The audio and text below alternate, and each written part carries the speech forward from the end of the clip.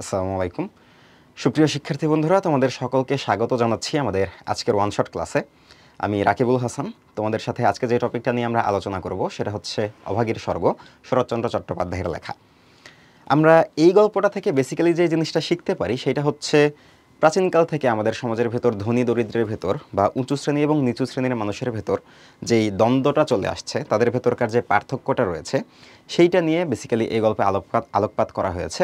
এবং এইটা থেকে আমরা ধনী দরিদ্র, ধর্ম বর্ণ জাতি গোষ্ঠী নির্বিশেষে প্রত্যেকের সাথে যে সমান মানবিক আচরণ করা উচিত সেই বিষয়টার ওপর যে শিক্ষাটা আমাদের দেওয়া হয়েছে সেইটা নিয়েই বেসিক্যালি আমাদের এই অভাগীর স্বর্গ এই গল্পটা। সো আমরা এই গল্পটাতে যাওয়ার আগে এবং এই গল্প রিলেটেড যে প্রশ্নগুলো আছে সেই প্রশ্নগুলোতে যাওয়ার আগে আমার মনে হয় এইটা নিয়ে আমরা যদি একটু বেসিক যে আলোচনাটা, বেসিক যে কথাবার্তাটা সেইটা যদি একটু কমপ্লিট করে নিই, তাহলে আমার মনে হয় যে এইখান থেকে এই অধ্যায় রিলেটেড যেই প্রশ্নগুলো সেই প্রশ্নগুলো সলভ করা আমাদের জন্য অনেক বেশি সহজ হবে। সো আসো আমরা এইখানে শুরুতেই কয়েকটা টপিক নিয়ে একটু আলোচনা করব। প্রথমত আমাদের লেখক পরিচিতি। আমাদের অভাগীর স্বর্গ যে গল্পটা, এটা লিখেছেন আমাদের শরৎচন্দ্র চট্টোপাধ্যায়, আমরা জানি। এখন এখানে লেখক পরিচিতি ওয়ান শটে আমি কেন আলোচনা করছি, কারণ ওয়ান শটে বেসিক্যালি আমরা সিকিউ এবং এমসিকিউ দুইটা পার্টি আলোচনা করব। এবং আমরা জানি যে এমসিকিউ যে অংশটা থাকে এবং আমাদের সিকিউয়ের জ্ঞানমূলক যে অংশটা থাকে সেই দুইটা অংশেই কিন্তু লেখক পরিচিতি থেকে মাঝে মাঝেই প্রশ্ন আসে। সো লেখক পরিচিতিটাকে আমরা মোটামুটি অ্যাভয়েড করার চেষ্টা করি, একটু ফাঁকিবাজি করার চেষ্টা করি আমরা, বাট এই জিনিসটা থেকেও কিন্তু প্রশ্ন হয়। সো যেহেতু এই জায়গাটা থেকে প্রশ্ন আসে, সুতরাং আমাদের লেখক সম্পর্কে যে কোনো গল্প বা যে কোনো কবিতা পড়তে গেলে ওইটা আসলে যিনি লিখেছেন তার সম্পর্কে বেসিক কিছু ইনফরমেশন জানা থাকা আমাদের জন্য দরকারি বলে আসলে আমাদের বিশ্বাস। সো আসো আমরা যদি প্রথমে আমাদের যে শরৎচন্দ্র চট্টোপাধ্যায় ইনার সম্পর্কে অল্প করে ছোট্ট কথায় কয়েকটা বিষয় সম্পর্কে একটু জেনে নিই। যে ইনার জন্ম হচ্ছে 1876 সালে, উনি মারা গেছেন 1938 সালে, এবং ওনার বেসিক্যালি জীবনের যেই একটা দীর্ঘ সময় সেই সময়টা উনি মায়ানমারে কাটিয়েছেন। সো উনি 1876 সালে ওনার জন্ম, এবং পরবর্তীতে ওনার FA শ্রেণীতে পড়াশোনার সময় উনি বেসিক্যালি পড়াশোনাটা আসলে আর কন্টিনিউ করেন নাই, এবং সেই সময় উনি হচ্ছে মায়ানমারে চলে যান। মায়ানমারের হচ্ছে রেঙ্গুনে উনি কাজ করেন। রেঙ্গুনটা মোটামুটি 2006 সাল পর্যন্ত আমাদের মায়ানমারের রাজধানী শহর ছিল। বর্তমানে মায়ানমারের রাজধানী শহরটার নামটা হচ্ছে নেপিডো। রেঙ্গুনটা আর এখন ওইখানকার রাজধানী নাই, বাট 2006 সাল পর্যন্ত ছিল। সো আমাদের শরৎচন্দ্র চট্টোপাধ্যায় আমাদের মায়ানমারে চলে যান 1903 সালে।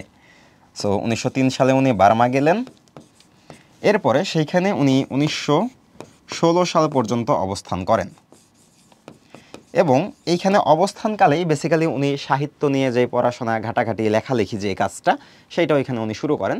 এবং 1916 সালে উনি হচ্ছে বেসিক্যালি কলকাতায় আবার ফেরত আসেন, এবং এই কলকাতায় ফেরত আসার পর থেকে উনি ওনার যে সাহিত্য চর্চাটা সেইটার উপর আসলে সম্পূর্ণ মনোনিবেশ করেন। এবং আমরা জানি যে শরৎচন্দ্র আমাদের পুরা বাংলা যে সাহিত্যটা রয়েছে সেখানে দুর্লভ জনপ্রিয়তার অধিকারী বলা হয় তাকে। দুর্লভ জনপ্রিয়তার অধিকারী বলার কারণটা কি? কারণটা হচ্ছে শরৎচন্দ্র চট্টোপাধ্যায় রচিত যে ধরনের উপন্যাসগুলো উনি লিখেছেন, বেসিক্যালি সবগুলো উপন্যাসই কিন্তু আসলে জনপ্রিয় হয়েছে, পাঠক সমাজে সেটা সমাদৃত হয়েছে। এই কারণে তাকে আমরা বলি দুর্লভ জনপ্রিয়তার অধিকারী। যেরকম দেবদাস যে উপন্যাসটা, এটার নাম কম বেশি আমরা সবাই জানি।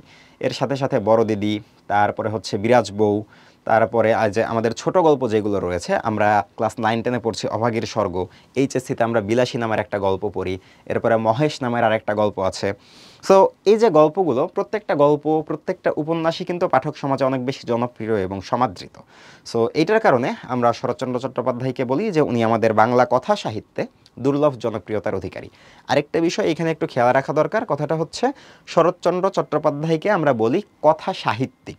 ওনার ক্ষেত্রে অনেকেই হয় যে আমরা থাকি যে আমরা যখন সৃজনশীল প্রশ্নের উত্তর করতে যাই অনেক সময় কবি শরৎচন্দ্র চট্টোপাধ্যায় এই কথাটা বলে ফেলি, বাট আসলে কবি কথাটা শরৎচন্দ্র চট্টোপাধ্যায়ের ক্ষেত্রে খাটে না। কারণটা কি? কারণটা হলো উনি কোনো কবিতা লেখেন নাই। সো যিনি কবিতা লেখেন নাই তাকে আমরা কিন্তু কবি বলতে পারি না। সেই কারণে আমরা শরৎচন্দ্র চট্টোপাধ্যায়কে লেখক, সাহিত্যিক, কথা সাহিত্যিক এই ধরনের বিশেষণে বিশেষায়িত করতে পারলেও তাকে আমরা কখনো কবি বলবো না। এই জায়গাটা থেকে আমাদের কিন্তু একটু সতর্ক থাকা দরকার।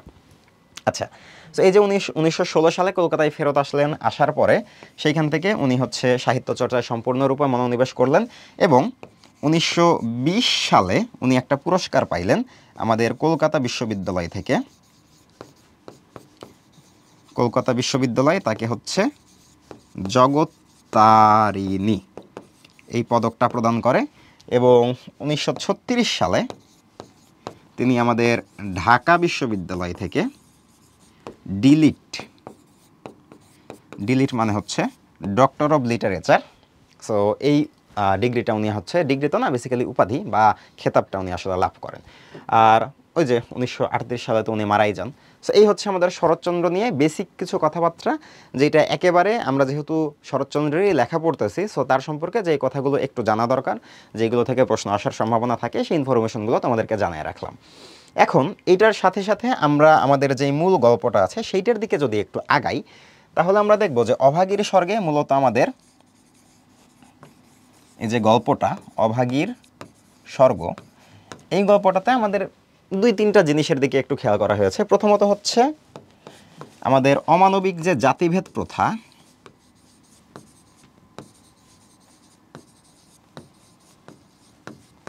অমানবিক জাতিভেদ প্রথা, এই বিষয়টার উপর আলোকপাত করা হয়েছে এই গল্পটার দিকে। এরপরে সেকেন্ড যে বিষয়টার উপর আলোকপাত করা হয়েছে সেটা হচ্ছে জমিদার শ্রেণীর শোষণ ও নির্যাতন, এবং তৃতীয় যেই শিক্ষাটা আমরা এই গল্পটা থেকে পাই সেটা হলো জাতি, ধর্ম, বর্ণ নির্বিশেষে সকলের প্রতি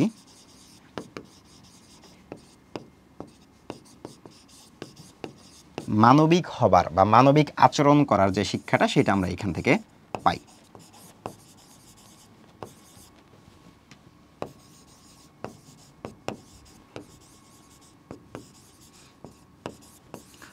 সো আমরা দেখলাম যে আমাদের অভাগীর স্বর্গ যে গল্পটা রয়েছে, এই গল্পটাতে বেসিক্যালি 3টা জিনিসের উপর ফোকাস করা হচ্ছে। প্রথমত এখানে অমানবিক জাতিভেদের যেই প্রথাটা সেইটা নিয়ে এখানে আলোচনা করা হয়েছে।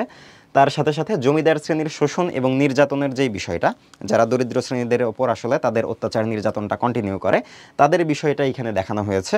এবং জাতি, ধর্ম, বর্ণ নির্বিশেষে সকলের প্রতি যে আসলে আমাদের মানবিক আচরণ করা উচিত, এই জিনিসটা এখানে আমাদেরকে শিক্ষা দেওয়া হয়েছে। এখন এখানে আরেকটা ছোট্ট ক্লু আছে। বিষয়টা কি?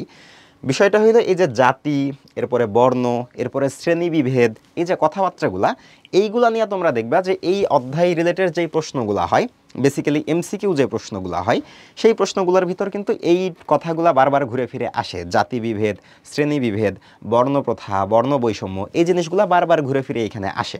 সো আমরা যদি এই 3টা কনসেপ্টকে একটু আলোচনার ভেতরে নিতে চাই, আলোচনার ভেতরে কেন নিচ্ছি? কারণ ওই যে এমসিকিউ প্রশ্নে বারবার এই টপিকটা আসে। সো আমাদের এই 3টা বিষয় সম্পর্কে একটু ক্লিয়ার কাট ধারণা থাকা দরকার বলে আসলে আমরা মনে করি। সো আমরা যদি একটু দেখি যে জাতি বিষয়টা কি, জাতিটা হচ্ছে আমাদের জন্মভূমি রাষ্ট্র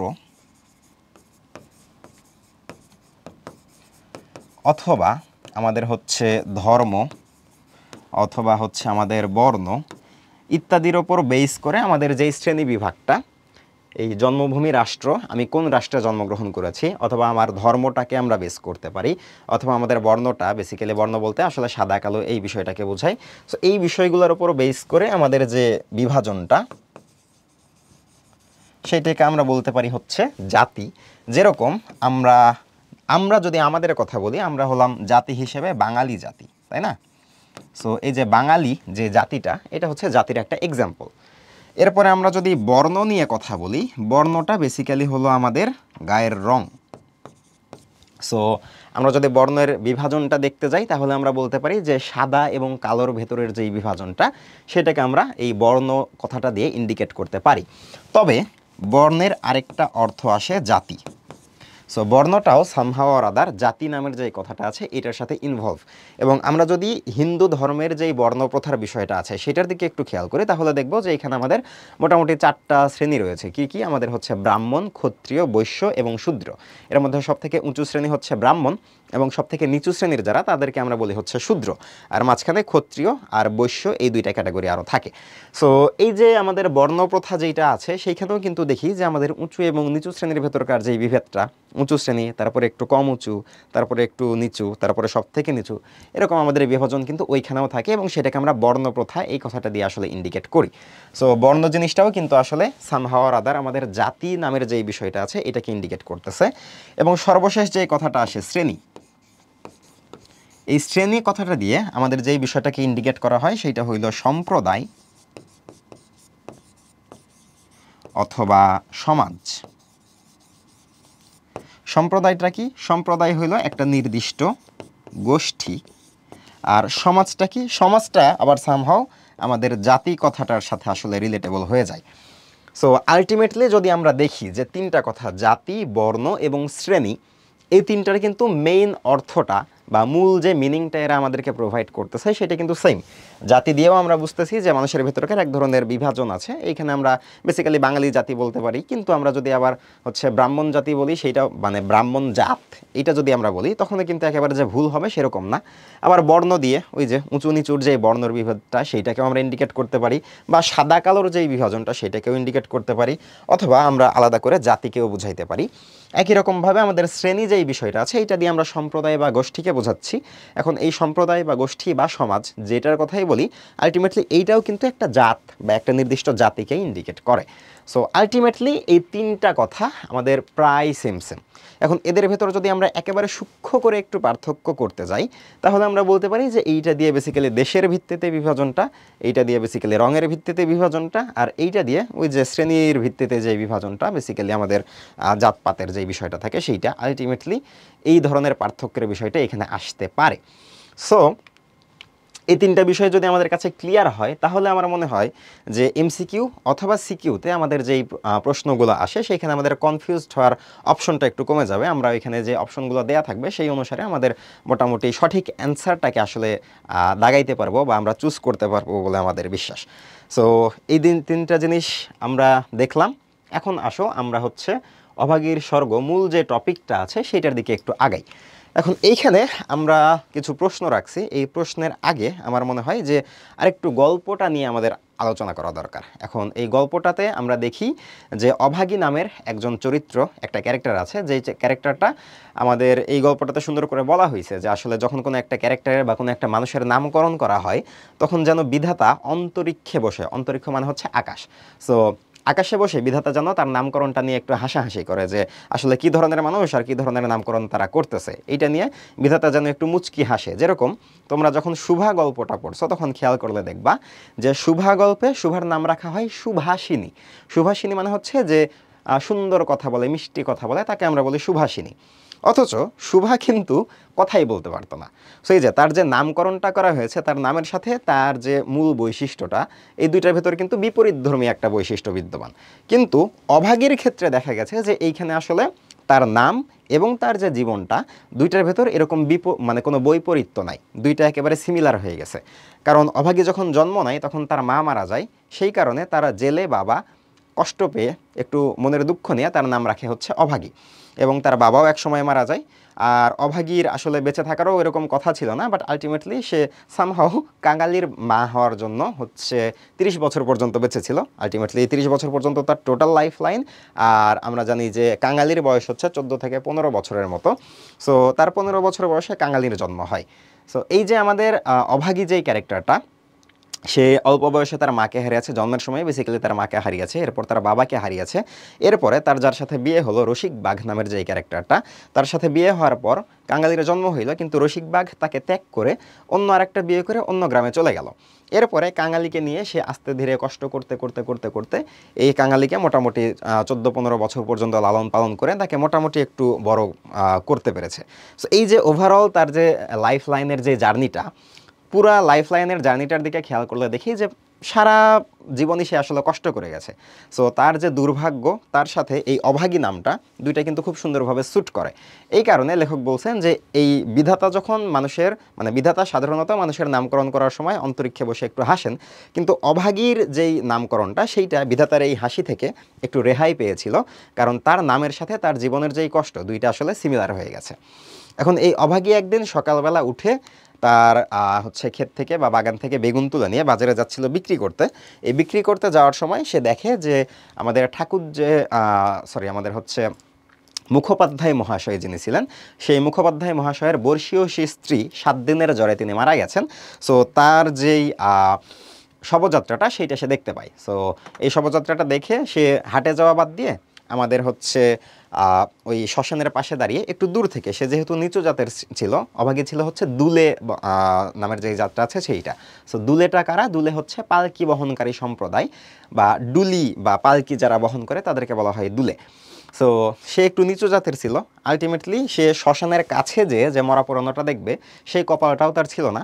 এই কারণে সে দূরে দাঁড়িয়ে থেকে এই শবদাহটা দেখতে থাকে এবং চিতা থেকে যে ধোঁয়াটা ওঠে সেই ধোঁয়াটা দেখে সে কল্পনা করে যে এই ধোঁয়াতে করে যেন হচ্ছে এখানে স্বর্গের রথ এসে নেমে পড়েছে এবং এই ধোঁয়ার যেই কুণ্ডলিটা পাকিয়ে পাকিয়ে উপরে উঠছে সেইটা যেন একটা স্বর্গের রথ, এবং সেইখানে করে আমাদের হচ্ছে সতীলক্ষ্মী মা ঠাকুরন স্বর্গে যাচ্ছে।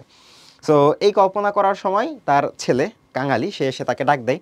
সো সে সময় তার ঘোরটা ভাঙে। ঘোর ভাঙার পরে কাঙালি তাকে বলে যে হচ্ছে তুই ভাত টাত রান্না করবি না, আমার তো খিদে পাইছে, দুপুরবেলা তো হয়ে গেল। সো মা তখন হচ্ছে তাকে নিয়ে যায় যে রান্নাবান্না করে, খাওয়া দাওয়া করে। খাওয়া দাওয়ার পরে কাঙালিকে সে বলে যে আজকে আর তোর কাজে যে কাজ নাই, তুই আজকে আমার সাথে বসে গল্প শোন। সো কাঙালি যে কাজটা করতো সেখান থেকে সে হালকা পাতলা কিছু টাকা পয়সা পাইতো। জলযোগের পয়সা বলা হয়েছে গল্পে এইখানে। জলযোগের পয়সা মানে বেসিক্যালি হাত খরচের যে টাকাটা সেইটা। এখন এই হাত খরচের টাকাটা যেহেতু মিস যাবে, যদি সে কাজে না যায় তাহলে হাত খরচের এই টাকাটা সে পাবে না। তখন সে মাকে বলে যে ওইখানে যদি আমি কাজে না যাই তাহলে তো আমাকে ওই টাকাটা দিবে না। তোর মা তখন ওকে বলে যে ঠিক আছে তাইলে তুই আয়, তোরে আমি রূপকথার গল্প শোনাই। সো মা যখন তাকে এইভাবে লোভ দেখাইছে তখন সে বলছে আচ্ছা ঠিক আছে তাহলে আর আমি কাজে যাব না। তখন সে বসে পড়ে মায়ের সাথে গল্প শুনতে শুরু করে। এখন মায়ের এই দিকে হালকা একটু জ্বর চলে আসে এবং এই জ্বরটা সময়ের সাথে সাথে বাড়তে থাকে। মা তাকে রূপকথার গল্পে রাজপুত্তুর, কোটালপুত্তুর এই গল্পগুলো শোনাইতে চায়, কিন্তু এইটা শোনাইতে যে যত বেশি তার হচ্ছে বলা হয়েছে গল্পে যে উষ্ণ রক্তস্রোত যত বেশি মস্তিষ্কে প্রবাহিত হইতে শুরু করে, তত বেশি সে হচ্ছে নতুন নতুন কথার বা উপকথার ইন্দ্রজাল রচনা করতে থাকে। মানে রাজপুত্র কোটালপুত্র দিয়ে আমাদের অভাগী গল্পটা শুরু করছে, বাট আলটিমেটলি তার জ্বরের ঘরে সে যে আসলে কি বকতেছে আবল তাবল সেইটা নিয়ে সে মানে শিওর না যে আসলে কি বলতেছে, এবং তার যে কথাটা সে আসলে যেইটাই বলতেছে সেইটাই যেন কাঙালির কানে মধু বর্ষী হয়ে আসলে বর্ষিত হচ্ছে, তার কথার যেন কাঙালির কাছে খুব ভালো লাগতেছে। সো ধীরে ধীরে দেখা গেল যে আমাদের অভাগীর বিশাল জ্বর চলে আসছে। তো যখন সে অসুস্থ হয়ে পড়লো তখন আমাদের কাঙালি তার ঘটি বাঁধা দিয়ে, ঘটি বাঁধা বলতে তার পানি খাওয়ার যে পাত্রটা ছিল সেইটা বন্ধক রেখে 1 টাকা নিয়ে যে ডাক্তারের কাছে দিয়ে, ডাক্তার বলতে একটা কবিরাজ যে এই গায়ের ছিল না, মানে কাঙালিরা যে গায়ে বসবাস করে সেই গায়ের ছিল না, অন্য গায়ের ছিল, সেইখানে গিয়ে সে হচ্ছে ওই টাকাটা দিয়ে তারপরে তার কাছ থেকে কিছু ঔষধ নিয়ে এসে তার মাকে খেতে দেয়। কিন্তু তার মা সেই ওষুধটা কপালে ঠেকে উনুনে ফালাইয়া দেয়, দিয়ে বলে যে যদি ভালো হয় তাহলে এতেই হবে। আর তার অসুখের খবর শুনে প্রতিবেশীরাও তাকে দেখতে এসে তাকে বিভিন্ন রকম হচ্ছে টোটকা চিকিৎসা, মুষ্টিযোগ যেগুলা যে যেইটা জানতো, যেরকম কেউ বলে যে হরিণের শিং ঘষা জল খাও, কেউ বলে হচ্ছে গেঁটে কুড়ি মানে খোলযুক্ত শামুক যেগুলা সেইগুলা ঘষে ওইটা মধু দিয়ে মারাইয়া চাটাইয়া দাও, তাইলে হচ্ছে অসুখটা ভালো হইতে পারে। তো এরকম যে যে ওষুধের কথা জানে সে সেইটা বলে, বাট আলটিমেটলি অভাগী তারা কোনোটাই পালন করে না। এবং এইভাবে মোটামুটি 5-6 দিন যাওয়ার পর, 5-6 দিন না 4-5 দিন যাওয়ার পরে সে প্রায় মরমর অবস্থা। এখন গ্রামের মধ্যে ঈশ্বর নাপিত বলে একজন মানুষ ছিল যে নারী দেখতে জানতো, মানে এই যে পালস দেখে বুঝতে পারা যে আসলে সে কেমন, শরীরের অবস্থাটা কীরকম এটা যে বুঝতে পারে। সো ঈশ্বর নাপিত এসে নারী দেখে এবং নারী দেখে সে বুঝতে পারে যে আসলে এর মৃত্যু ঘনায় আসছে, খুব বেশি সময় আর হাতে নাই। তো তখন অভাগী কাঙালিকে বলে যে এবার ওই লোকটাকে একটু ডেকে আনতে পারিস। ওই লোকটা বলতে ওই যে রসিক বাঘ যে চলে গেছিল অন্য গ্রামে। তো কাঙালি তাকে যায় যে তাকে ডেকে নিয়ে আসে এবং অভাগী তার থেকে একটু পায়ের ধুলো চায়। অভাগী যখন তার কাছ থেকে পায়ের ধুলো চায় তখন সে এই যে সারা জীবন ধরে এই স্ত্রীর প্রতি যে অন্যায় অবিচারটা করেছে সেইটার চিন্তা করে সে অনুতপ্ত হয় এবং পায়ের ধুলো দিতে গিয়ে সে আসলে কেঁদে ফেলে। সো পায়ের ধুলো পাইলো, পাওয়ার পরে অভাগী সেই রাতটা কোনো রকম হয়তো কাটাইছে, বাট পরের দিন সকাল পর্যন্ত আর সে বেঁচে থাকে না, সকালের আগেই সে মৃত্যুবরণ করে। এবং তারপরে তাকে পোড়ানোর জন্য আমাদের রসিক বাঘ যে ছিল সে যে কাঙালিদের উঠানে একটা বেল গাছ ছিল, সেই বেল গাছটা কাটার জন্য কুড়াল দিয়ে ওইখানে একটা ঘা মারে। সেই সময় আমাদের হিন্দুস্তানি দারোয়ানের যে চাকরটা ছিল, হিন্দুস্তানি দারোয়ান যে ছিল, সে দারোয়ানটা এসে তাকে কষে একটা চড় লাগায় আর বলে যে এটা কি তোর বাপের গাছ আছে যে কাটতে আসছিস। সো এরপরে হচ্ছে কাঙালি যে তাকে রিকোয়েস্ট করে যে না এটা তো হচ্ছে আমার মায়ের হাতে পোতা গাছ, সো এটা একটু কাটি, আমার মায়ের যেই সৎকারটা আছে সেটা আমরা করি। কিন্তু দারোয়ান কোনোভাবে এইখানে অনুমতি দেয় না। তারপরে প্রতিবেশীরা এসে দারোয়ানকে রিকোয়েস্ট করতেছে, এর মধ্যে আমাদের কাঙালি দৌড় দিয়ে চলে যায় হচ্ছে গোমস্তা অধর রায়ের বাড়ি। গোমস্তা বলতে রাজার প্রতিনিধি, যারা ওইখানে খাজনা টাজনা সংগ্রহ করে তারা। তো ওইখানে যাওয়ার পরে জিজ্ঞেস করে, মানে কাঙালি চিন্তা করছিল যে রাজারা পেয়াদারা ঘুষ টুস খায়, এটা তো বিশাল একটা অন্যায় কাজ। সো সে যে যদি অধর রায়কে এই কথাটা বলতে পারে যে আপনারা পেয়াদারা ঘুষ খায়, তাহলে হয়তো এত বড় একটা অন্যায়ের খবর কাঙালি তাকে দিল, এই কথাটা শুনে খুশি হয়ে হয়তো আমাদের অধর রায় তাকে বেলগাছটা দিয়ে দিতে পারে। কিন্তু অধর রায় যে কী জিনিস, এই জিনিসটা সম্পর্কে কাঙালির কোনো আইডিয়া ছিল না, এবং অধর রায় তার এই আবদার টাবদার শুনে বলছে যে ঠিক আছে, মাকে পোড়াবি তো গাছের দাম 5 টাকা, আনগে যা। এখন এই যে তার মা মারা গেছে, মা মারা যাওয়ার পরে উত্তরীয় কিনতে হয়, মানে একটা চাদর, মানে মা মারা গেলে বা বাবা মারা গেলে, পরিবারের কোনো সদস্য মারা গেলে হিন্দু ধর্মীয় শাস্ত্র মতে বেশ কিছু আচার অনুষ্ঠান পালন করতে হয়। গায়ে একটা সাদা চাদর, তারপর হচ্ছে মাথা মুন্ডন, এরকম বেশ কিছু আচার অনুষ্ঠান থাকে। সো এই যে আচার অনুষ্ঠান পালনের জন্য যে চাদরটা কেনা দরকার, সেই চাদরটা কেনার জন্য তার ভাত খাওয়ার যে থালাটা ছিল, কাঁসার একটা থালা ছিল, সেইটা বন্ধক দেওয়া হয়েছে।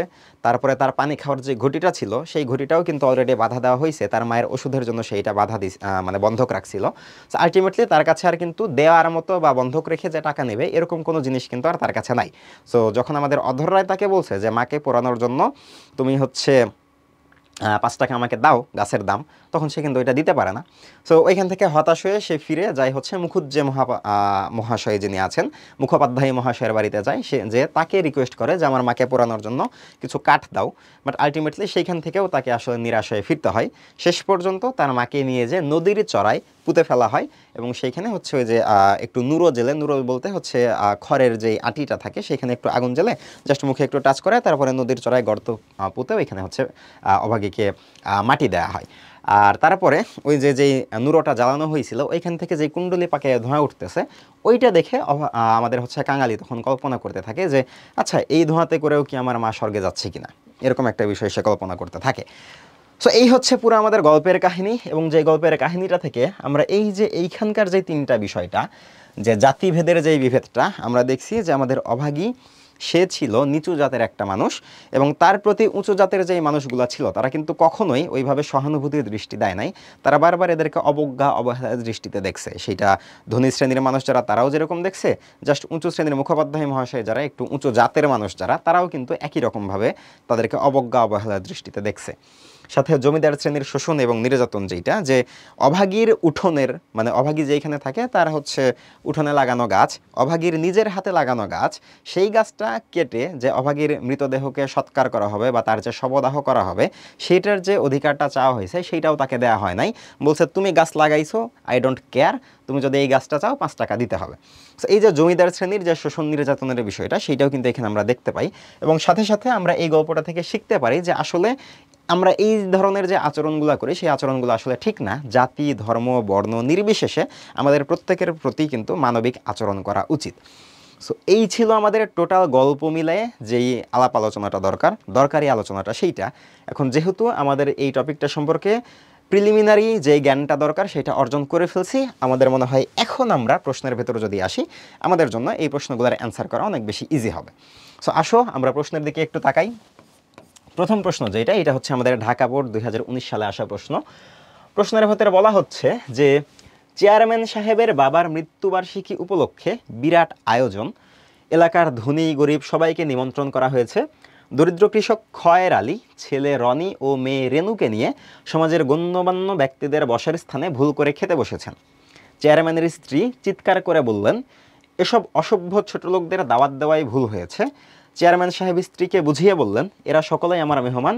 তিনি রনি ও রেনুকে আদর করলেন এবং স্ত্রীর আচরণের জন্য খয়ের আলীর নিকট দুঃখ প্রকাশ করলেন।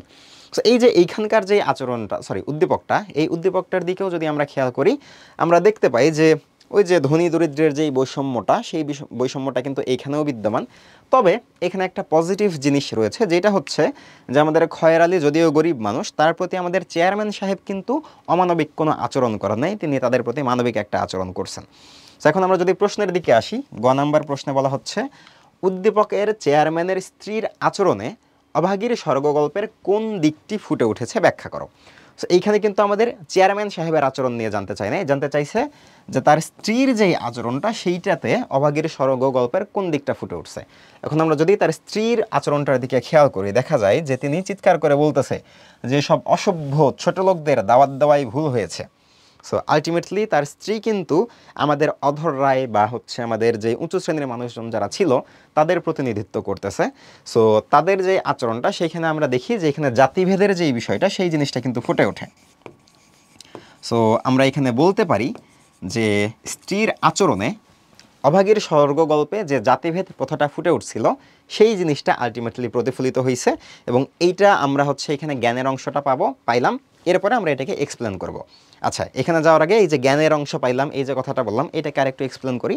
আমরা সৃজনশীল প্রশ্নের উত্তর যখন করতে যাই তখন আমরা সবাই জানি, তোমরা ক্লাস 9-এ অথবা 10-এ পড়তেছো, সো মোটামুটি একটা দীর্ঘ সময় ধরে তোমরা সৃজনশীল পদ্ধতির সাথে পরিচিত হয়ে আছো। সো এখানে আমরা জানি যে প্রথম যে সৃজনশীল প্রশ্নটা থাকে সেইখানে আমাদের থাকে হচ্ছে ক নাম্বার প্রশ্নে এখানে আমার জ্ঞানমূলক প্রশ্ন থাকে, যেখানে আমরা সরাসরি আমরা যে মূল গল্প বা কবিতাটা পড়ছি ওইখান থেকে ডিরেক্ট কোনো একটা ইনফরমেশন জানতে চাওয়া হয়, এবং সেই ইনফরমেশনটা জাস্ট যদি আমরা ঠিকঠাক মতো লিখতে পারি তাহলে ওইখানে আমরা ফুল মার্ক পাই, এবং এখানে আমার মার্ক থাকে হচ্ছে 1। অনুধাবনের যে অংশটা থাকে এই অনুধাবনের অংশে আমার মার্ক হচ্ছে 2, এবং এইখানে আমার কিন্তু 2টা পার্ট থাকে, একটা হচ্ছে জ্ঞানের আর একটা হচ্ছে অনুধাবনের। সো এখানে জ্ঞানের অংশ কোনটা? জ্ঞানের অংশটা হচ্ছে অনুধাবনে আমাকে যেই প্রশ্নটা করা হয়েছে সেইটা আমি এক কথায় বুঝিয়ে যদি ঠিকঠাক বলতে পারি ওইটা হলো আমার জ্ঞানের অংশ। তারপরে সেইখানে আমার ঘটনা বা ওইখানকার যে প্রেক্ষাপটটা সেইটার বেসিসে আমি কিছু এক্সপ্লেনেশন দাঁড় করাবো, সেইটা হচ্ছে আমার অনুধাবনের পার্ট, এবং এই 2টা মিলিয়ে আমার এইখানে হচ্ছে 2 মার্ক। তারপরে আমরা জানি যে গ নাম্বারে যে প্রয়োগমূলক প্রশ্ন থাকে এখানে কিন্তু আমার পার্ট থাকে হচ্ছে 3টা। প্রথমে থাকে হচ্ছে জ্ঞানের অংশ, তারপরে অনুধাবনের অংশ, তারপরে হচ্ছে প্রয়োগের অংশ। জ্ঞানের অংশ কোনটা? আমার প্রশ্নের ভেতর যেই জিনিসটা জানতে চাওয়া হচ্ছে সেইটা যদি আমি সঠিকভাবে নির্ণয় করে বলতে পারি তখন সেই অংশটা হচ্ছে আমার জ্ঞানের অংশ। এরপরে এই রিলেটেড আমি মূল গল্প থেকে যে অংশটা বুঝতে পেরেছি সেইটা আমি আমার মতো করে ব্যাখ্যা করে দেখাইলাম, এটা হচ্ছে অনুধাবনের পার্ট। আর তারপরে উদ্দীপকের সাথে আমি ওইটার রিলেশনটা দেখাইলাম, এটা হচ্ছে আমার প্রয়োগের পার্ট। এখন এইখানে আবার তোমরা প্রশ্ন করো যে ভাইয়া তাহলে আমি উদ্দীপকের অংশটা আগে লিখবো নাকি হচ্ছে আমাদের মূল বই থেকে যে অংশটা আমরা বুঝে লিখতেছি ওইটা আগে লিখবো? এটা আসলে খুব বেশি ম্যাটার করে না।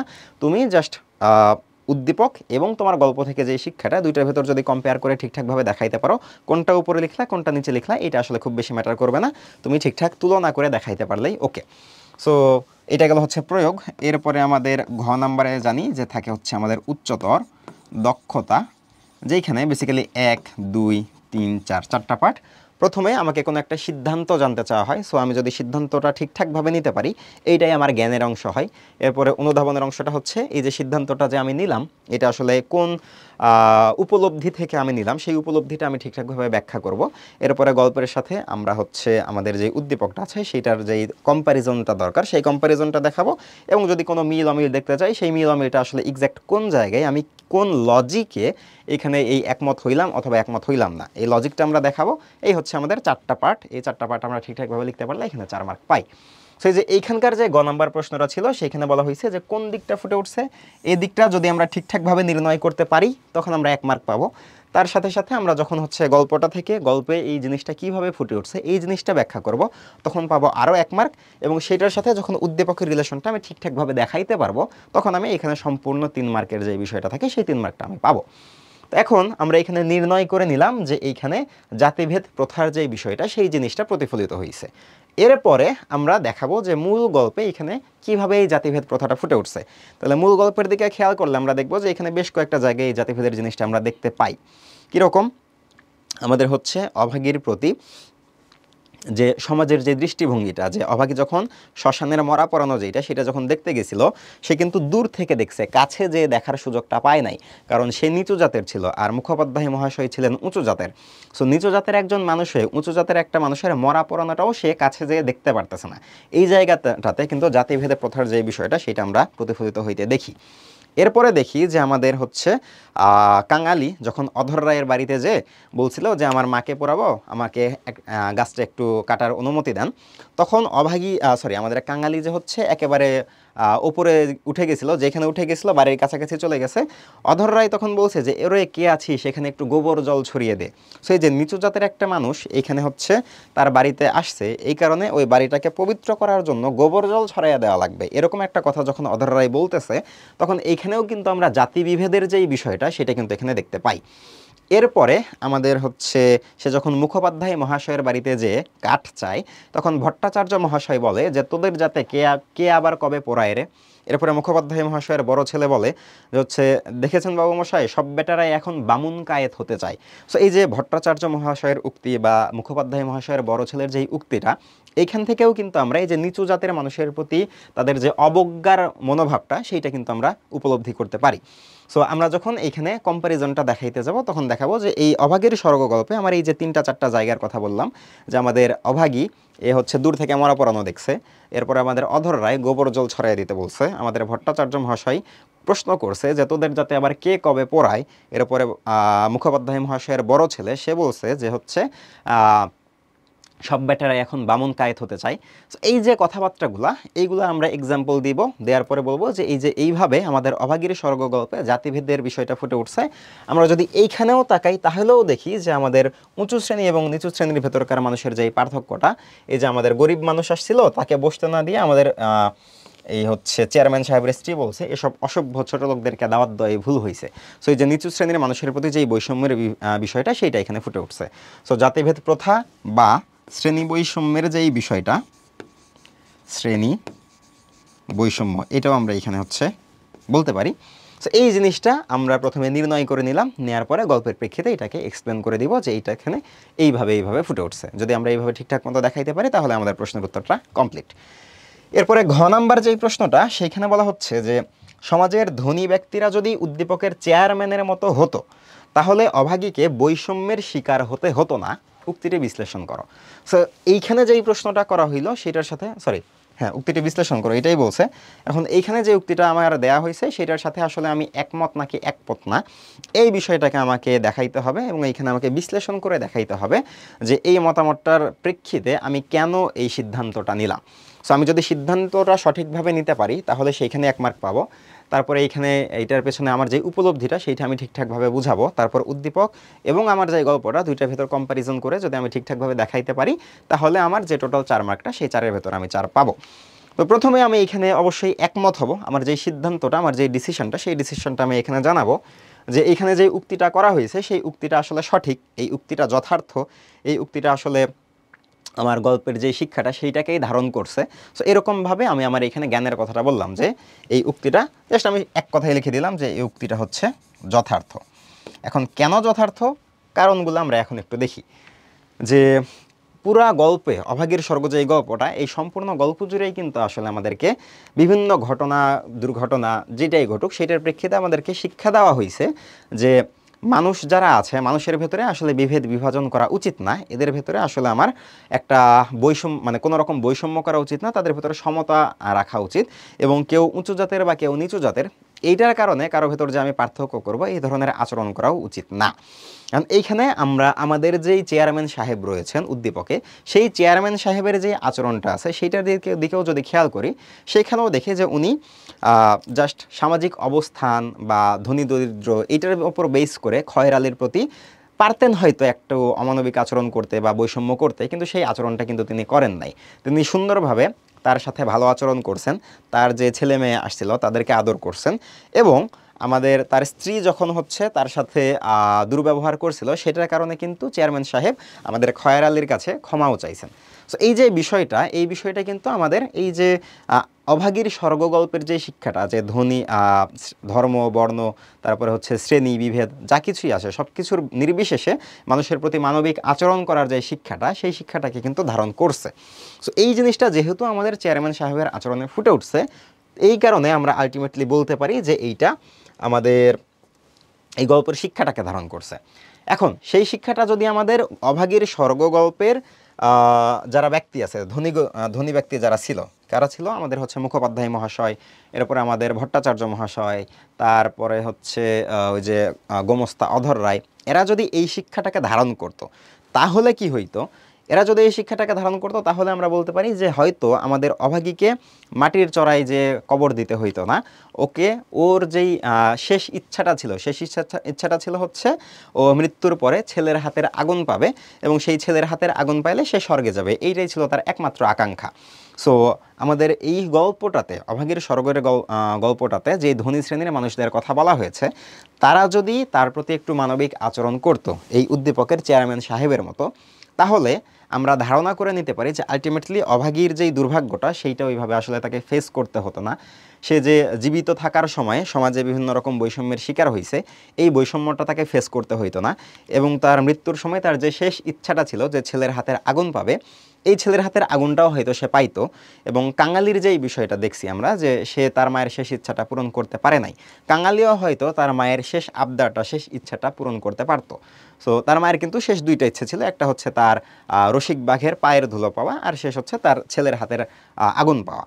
সো যদিও আমাদের কাঙালি তার বাপকে নিয়ে আসতে পারছিল এবং তার বাপের পায়ের ধুলোর যে বিষয়টা সেটা সে ম্যানেজ করতে পারছিল, কিন্তু সর্বশেষ যে আকাঙ্ক্ষাটা ছিল অভাগীর ভেতরে সেটা সে পূরণ করতে পারে নাই।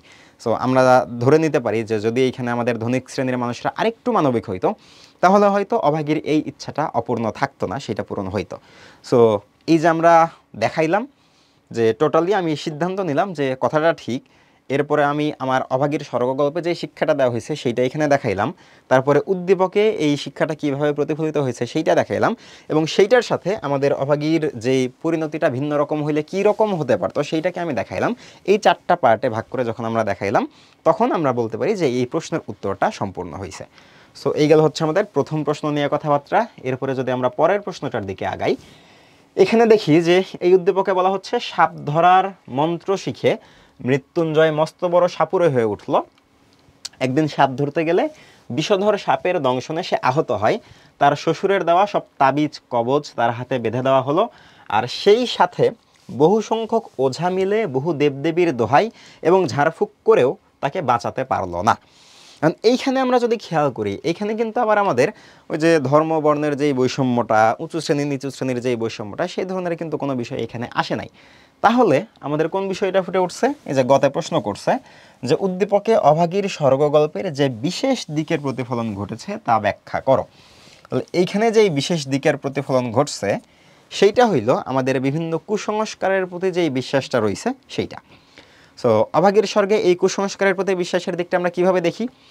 আমরা দেখি যে অভাগীর যখন অসুখ হইল তখন কি করা হইল, যে আমাদের কাঙালি কবিরাজের কাছে গেল, যে তাকে 1 টাকা হচ্ছে প্রণামী দিল, দিয়ে তার কাছ থেকে কিছু ঔষধ নিয়ে আসলো। এখন এই যে ঔষধটা যেটা নিয়ে আসলো সেইখানেও কিন্তু অনেক রকম হচ্ছে নিয়মকানুন বলে দিছে, যেরকম তুলসী পাতার রস খাইতে হবে, তারপরে হচ্ছে আরও বেশ কিছু ফর্মালিটি বলে দিছে। সো আলটিমেটলি হয় কি, যে ঘটনাটা হচ্ছে তুলসী পাতার রস যেইটা বা মধু যেইটা, এই জিনিসগুলো কিন্তু আলটিমেটলি আমাদের হচ্ছে রোগের মানে প্রতিষেধক হিসেবে ব্যবহার করতে পারি আমরা। যেরকম আমাদের ওই যে হরলিক্সের যখন অ্যাড দেয় তখন হরলিক্সে বলে যে হচ্ছে হরলিক্স খাইলে তুমি হবা টলার, স্ট্রঙ্গার, শার্পার, বাট আলটিমেটলি হরলিক্সটা কিন্তু খাইতে হয় আমাদের দুধ দিয়ে।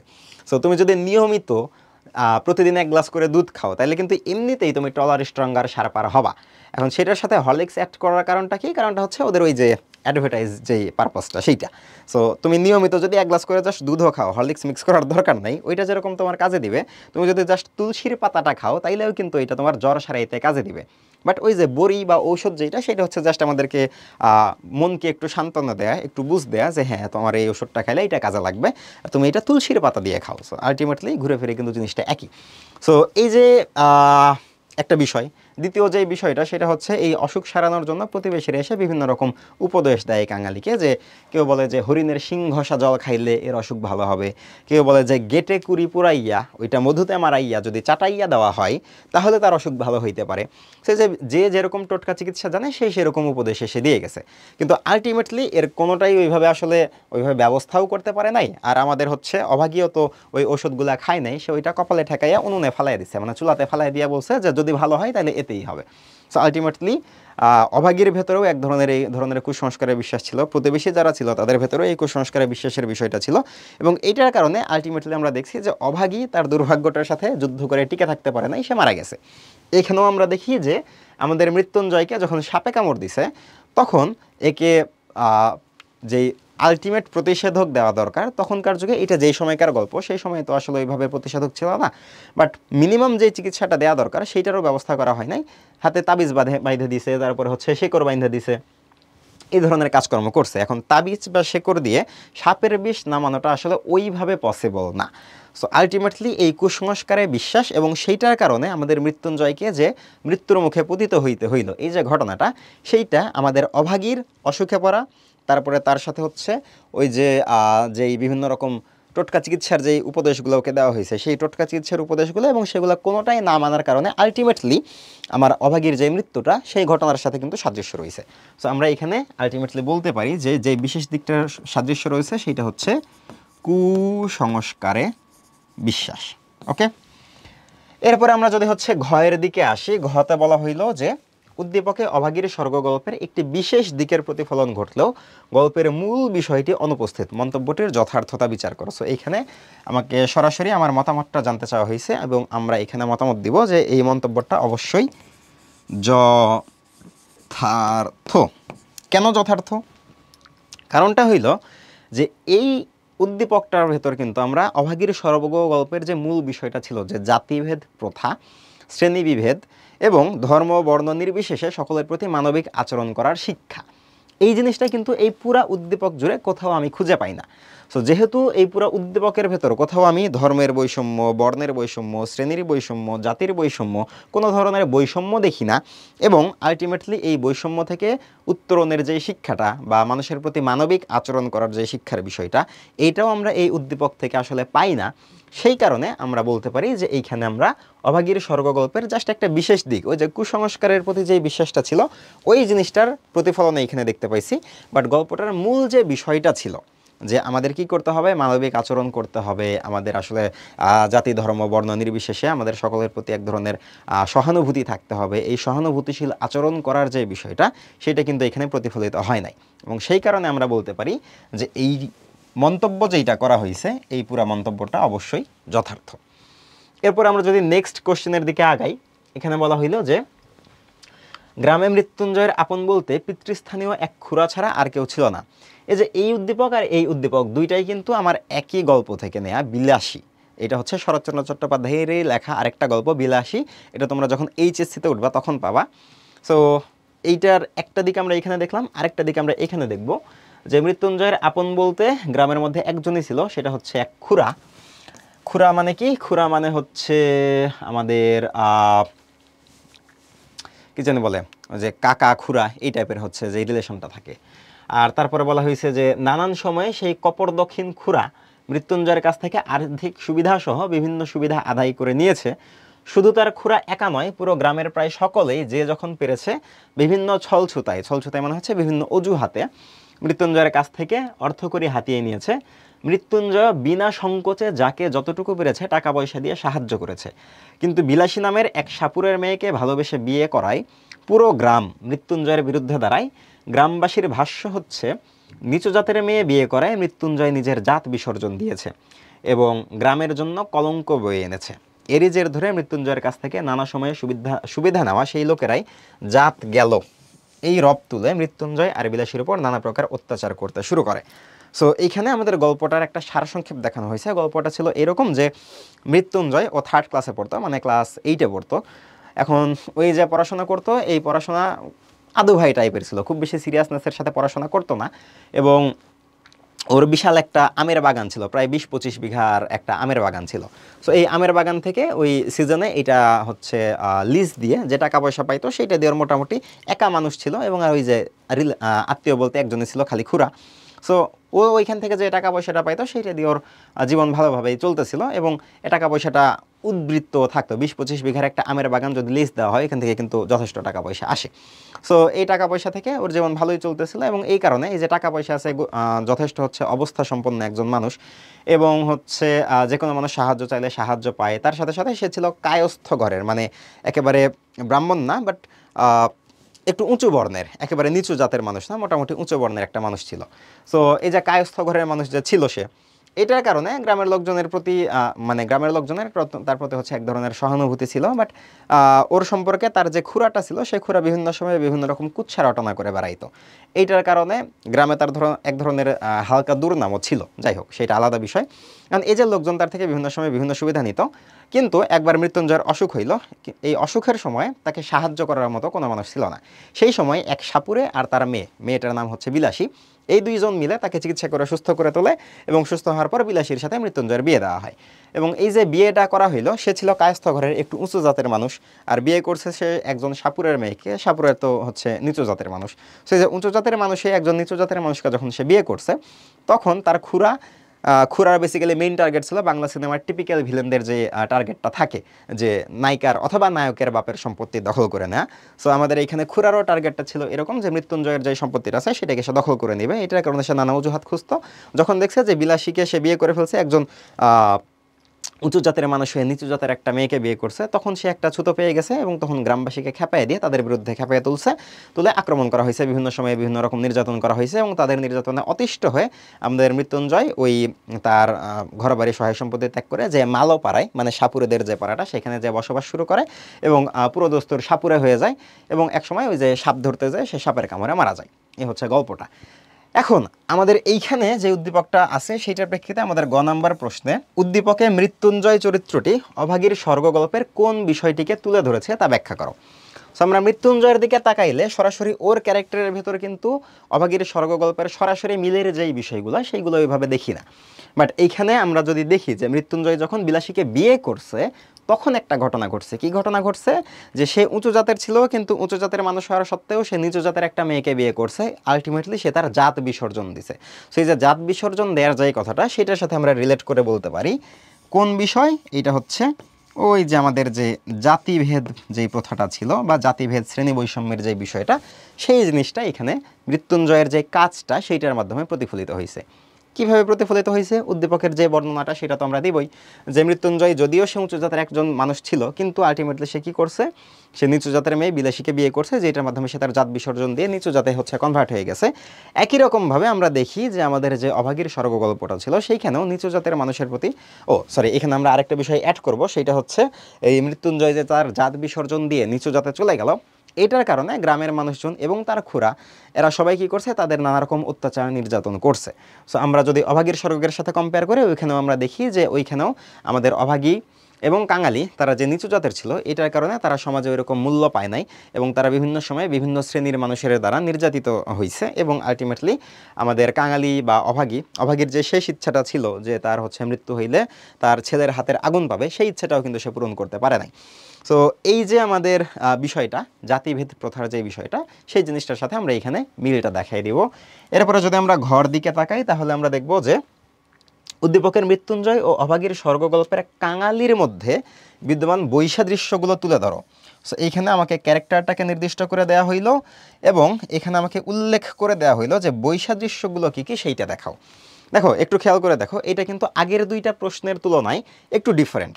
প্রথমটাতে বলছিল যে উক্তিটাকে বিশ্লেষণ করো। সো এখানে যে উক্তিটা আছে সেটাকে আমি আমার মতো করে লজিক দিয়ে এক্সপ্লেন করে দেখাবো। এইখানে বলছিল যে মন্তব্যটির যথার্থতা বিচার করো। এখানেও আমার কাছ থেকে ওই বিশ্লেষণটাই চাওয়া হয়েছে, যে আমি এটা সম্পর্কে আসলে কি চিন্তা করি সেই জিনিসটা আমি এখানে ব্যাখ্যা করব। বাট এইখানে এসে বলল যে বিদ্যমান বৈসাদৃশ্যগুলো তুলে ধরো। সো আলটিমেটলি এখানে কিন্তু আমার আর নিজের মতামতটা জানতে চাওয়া হয় নাই, তারা আমার কাছ থেকে স্পেসিফিক কিছু জিনিস জানতে চাইছে, যে এখানে কোন কোন বিষয়ে মৃত্যুঞ্জয় এবং কাঙালির মধ্যে অমিল আছে।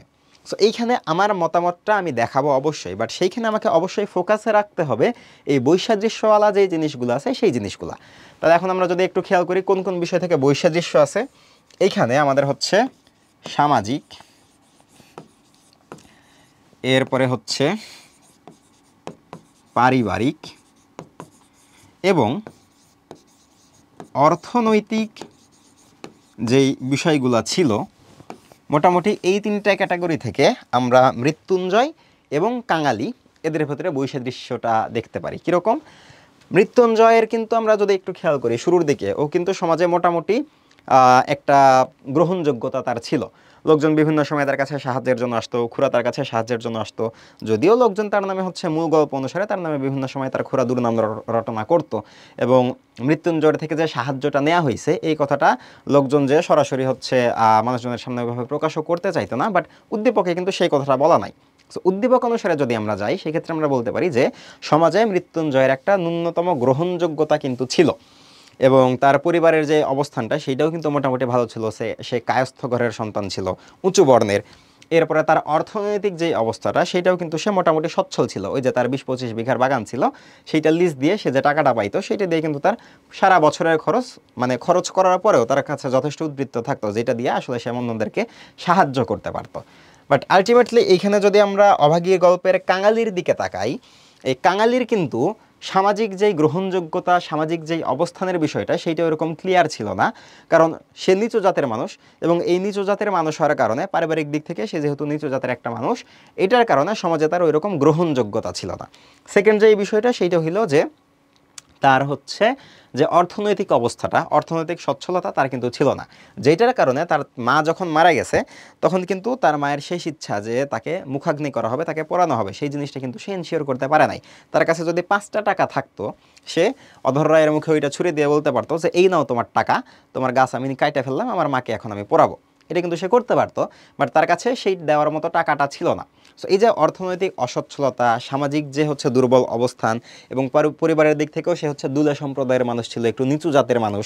সো এই যে অমিলের যেই জায়গাগুলো, সেই জায়গাগুলোর উপর ফোকাস করে আমাকে এখন এই অ্যান্সারগুলো করতে হবে। সেটা করতে যে আমি উদ্দীপকের বর্ণনাও এইভাবে একটু দিব। তারপরে হচ্ছে আমাদের অভাগীর স্বর্গগল্প থেকে ওই যে মূল যে বিষয়টা সেটা হচ্ছে আমাদের জাতিভেদ প্রথা দেখানো হয়েছে, এই কথাটা বলে তারপরে কিভাবে কোন কোন জায়গাতে এই জিনিসটা ফুটে উঠছে সেই জিনিসটা আমরা দেখাবো, এবং অমিলের জায়গা যে বিষয়গুলো এইটার উপর আমরা একটু বেশি করে ফোকাস করব, যে অমিলটা কোথায় কোথায়। অমিলটা হচ্ছে এদের সামাজিক অবস্থানটা, আমাদের মৃত্যুঞ্জয়ের সামাজিক অবস্থান মোটামুটি গ্রহণযোগ্য পর্যায়ে থাকলেও কাঙালির ক্ষেত্রে সেইটা ছিল না। এরপরে এদের যে বংশ পরিচয় যেইটা, সেইটা আমাদের মৃত্যুঞ্জয়ের বংশ মোটামুটি উঁচু ছিল, বাট সেইটা হচ্ছে আমাদের কাঙালির ক্ষেত্রে ওইটা ছিল না। আর অর্থনৈতিক সচ্ছলতার যে বিষয়টা, যে অর্থনৈতিক অসচ্ছলতার কারণে আমাদের কাঙালি কিন্তু তার মায়ের চিকিৎসাও করতে পারে নাই, মৃত্যুর পর যে সৎকারটা সেইটাও ঠিকঠাকভাবে করতে পারে নাই। সো এই বিষয়গুলো দেখায় আমরা বলবো যে এই কারণে আমরা দেখতে পাই যে এদের মধ্যে বৈসাদৃশ্য বিদ্যমান। ওকে, এরপর আমরা যদি এই প্রশ্নে আসি, এই প্রশ্নে বলা হচ্ছে যে নন্দীপুর এলাকার চেয়ারম্যান মানিক সরকার সম্প্রতি তার বাবার মৃত্যুর পর কুলখানিতে 10 গ্রামের মানুষকে দাওয়াত করে খাওয়ালেন। খুবই ভালো কথা, সবাই প্রাণ ভরে দোয়া করে গেল। কদিন পরেই মারা গেলেন ওই এলাকার দরিদ্র বর্গাচাষী হরিপদ বিশ্বাস। বাবার মৃত্যুশোক এবং সৎকারের চিন্তায় তার একমাত্র মেয়ে দীপালি কান্নায় ভেঙে পড়ল। পিতৃহারা অসহায় কিশোরীর শোকের মাতমে এলাকার বাতাস ভারী হয়ে উঠল। খবর পেয়ে হরিপদের বাড়িতে ছুটে গেলেন মানিক সরকার, মেয়েকে সান্ত্বনা দিলেন এবং ধর্মীয় বিধিবিধান অনুসারে হরিপদের সৎকারের সুব্যবস্থা করলেন। সো আমরা যদি উদ্দীপকের ঘটনাটার দিকে খেয়াল করি, ঘটনাটা কিন্তু প্রায় সিমিলার। আমরা দেখছি যে আমাদের মুখোপাধ্যায় মহাশয়ের বর্ষীয়সী স্ত্রী 7 দিনের জ্বরে যখন মারা যায় তখন তার সৎকার করা হয় সুন্দরভাবে, এবং এখানেও আমরা দেখছি যে আমাদের মানিক সরকার যিনি ছিলেন তার বাবার মৃত্যুর উপর সুন্দর করে কুলখানিতে 10 গ্রামের মানুষকে দাওয়াত করে খাওয়ানো হয়েছে। খুবই ভালো কথা। এরপরে আমরা দেখি যে ওই যে অভাগী যখন মারা গেল তখন আমাদের কাঙালির যে স্ট্রাগলটা সেইটার সাথে এইখানে আরেকটা ওইরকম ঘটনা দেখি, যে হরিপদ বিশ্বাস যখন মারা গেল তখন তার মৃত্যু শোকে এবং তার যে সৎকারটা কিভাবে হবে এই দুশ্চিন্তায় আমাদের হরিপদ সরকারের যে মেয়ে ছিল দীপালি, সে কান্নায় ভেঙে পড়লো। সে শোকের মাতম শুরু করলো, এবং তার এই শোকের মাতমে সান্ত্বনা দিতে আসলো আমাদের মানিক সরকার, এবং সে এই যে আমাদের হরিপদ বিশ্বাস, এই হরিপদ বিশ্বাসের যে ধর্মীয় বিধিমতে যে সৎকারের ব্যবস্থাটা সেখানে সে হেল্প করলো। কিন্তু আমরা দেখছি যে কাঙালি যখন মুখোপাধ্যায় মহাশয়ের কাছে সাহায্য চাইতে গেছিল, কাঙালি কিন্তু সেই হেল্পটা পায় নাই। এখন এইখানে আমাকে বলা হইল যে উদ্দীপকের বক্তব্য অভাগীর স্বর্গগল্পের যে ভাবের সাথে বৈসাদৃশ্যপূর্ণ তা বিশ্লেষণ করো। তাহলে এই যে নিচু শ্রেণীর মানুষের প্রতি বা আমাদের দরিদ্র মানুষদের প্রতি যে মানবিক আচরণের বিষয়টা, এইটার সাথে কিন্তু আমরা দেখতে পাই যে এই উদ্দীপকের একটা বৈসাদৃশ্য রয়েছে। তার মানে যদি আমরা বৈসাদৃশ্যের কথা বলি তাহলে আমরা বলতে পারি যে মানবিক আচরণ যেইটা, এই মানবিক আচরণের দিক থেকে আমাদের উদ্দীপকের সাথে অভাগীর স্বর্গগল্পের বৈসাদৃশ্য বিদ্যমান। তারপরে কিভাবে বৈসাদৃশ্যগুলো বিদ্যমান আমরা জাস্ট এই যে উদ্দীপক থেকে দেখাবো যে এখানে আমাদের হরিপদ বিশ্বাস মারা যাওয়ার পরে মানিক সরকার তার সৎকারের ব্যবস্থা করছে, খুব সান্ত্বনা দিছে, সাহায্য করছে। বাট আমাদের অভাগীর স্বর্গগল্পে যখন আমাদের কাঙালির মা মারা গেল তখন সেইখানে কেউ তাকে সাহায্যও করে নাই, বরং সে বিভিন্ন জায়গায় যে আসলে বৈষম্যের শিকার হয়েছে, হেনস্থার শিকার হয়েছে। অধর রায়ের কাছে যে যখন গেছে তখন ওইখানে যেরকম হেনস্থার শিকার হয়েছে, মুখোপাধ্যায় মহাশয় কিংবা ভট্টাচার্য মহাশয় কিংবা মুখোপাধ্যায় মহাশয়ের বড় ছেলে তারাও তাকে একই রকমভাবে হেনস্থা করছে। এমনকি হিন্দুস্থানি যে দারোয়ান ছিল সেও তাকে এবং তার বাবাকে অপমান করছে, তাদের ওপর অত্যাচার করা হয়েছে। সো আলটিমেটলি এই ঘটনাগুলো উল্লেখ করে আমরা দেখাবো যে এই কারণে আমার হচ্ছে এই যে মানবিক আচরণের যে বিষয়টা ছিল এই ভাবটার সাথে আমাদের অভাগীর স্বর্গগল্প এবং উদ্দীপকের মধ্যে বৈসাদৃশ্য বা অমিল বিদ্যমান। এরপরে ঘতে বলা হলো যে ঠাকুরদাস মুখুজ্জে ও অধর রায় যদি চেয়ারম্যান সাহেবের মানসিকতা ধারণ করতেন তাহলে অভাগীর স্বর্গগল্পের পরিণতি অন্যরকম হতো। এইটা কিন্তু যে প্রথমে আমরা যে সিকিউটা পড়ছিলাম বেসিক্যালি ওইটার মতোই, যে ধনী শ্রেণীর মানুষরা যদি এরকম মানসিকতা ধারণ করতো তাহলে এটার অ্যান্সার আমরা কিভাবে করব, সিমিলারভাবে যে প্রথমে আমরা দেখাবো যে এইখানে কোন সুন্দর পরিণতিটা হয়েছে। তারপরে বেসিক্যালি প্রথমত আমরা হচ্ছে সিদ্ধান্তটা নিব যে এখানে আমি একমত কিনা জানতে চাইছে, তাহলে এখানে অবশ্যই আমি একমত। এরপরে আমি দেখাবো যে এইখানে পরিণতিটা কীভাবে ভিন্ন হয়েছে। তারপরে আমি দেখাবো যে অভাগীর স্বর্গগল্পে পরিণতিটা কীরকমভাবে ভিন্ন হইতে পারতো, যে যদি অধর রায় কিংবা আমাদের হচ্ছে মুখোপাধ্যায় মহাশয় যদি ভালো আচরণ করতো, ঠাকুরদাস মুখুজ্জে বা অধর রায় এরা যদি ভালো আচরণ করতো তাহলে কি হইতো, আমাদের অভাগীকে ওইভাবে মাটির চড়াই পুঁতে ফেলতে হইতো না, বরং ওকেও কাঙালি সুন্দর করে মুখাগ্নির ব্যবস্থা করতে পারতো, সৎকারটা সুন্দরভাবে সম্পন্ন করতে পারতো। তো এই যে বিষয়গুলো সেইগুলো আমরা দেখাবো, তাহলে আমাদের এই অ্যান্সারটা কমপ্লিট হয়ে যাবে। তো এই ছিল হচ্ছে আমাদের প্রয়োগ এবং উচ্চতর দক্ষতামূলক যেই প্রশ্নগুলো সেইগুলা। এরপরে আমরা যদি এই অধ্যায় রিলেটেড কিছু অনুধাবনমূলক প্রশ্নের দিকে আগাই তাহলে দেখব যে এই প্রশ্নগুলো আছে। সো প্রথমে বলা হচ্ছে যে মাকে বিশ্বাস করাই কাঙালির অভ্যাস কেন? এটা আমাদের ঢাকা বোর্ড 2019-এর প্রশ্ন। সো এইখানে আমাদের কাঙালির যে অনেকগুলা ঘটনা ছিল তার মধ্যে একটা উল্লেখযোগ্য ঘটনার কথাকে ইন্ডিকেট করা হয়েছে, যে ওই যে আমাদের কাঙালির মা অভাগী যখন দেখতেছিল যে ওই চিতা থেকে আগুনের ধোঁয়া কুণ্ডলি পাকায় পাকায় আকাশে উঠতেছে, তখন থেকে শুরু করে বারবার করে সে কাঙালিকে বলতেছিল যে বামন মা রথে করে স্বর্গে গেলেন।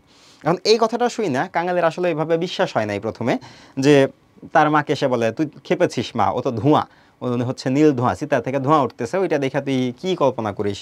তো এখন বাসায় যাওয়ার পরে খাওয়া দাওয়া শেষ করে তার মা যখন তাকে রূপকথার বা উপকথার গল্প শোনাইতে যায় তখনও ওই রকমভাবে সে বলে যে বামন মা রথে করে স্বর্গে গেলেন।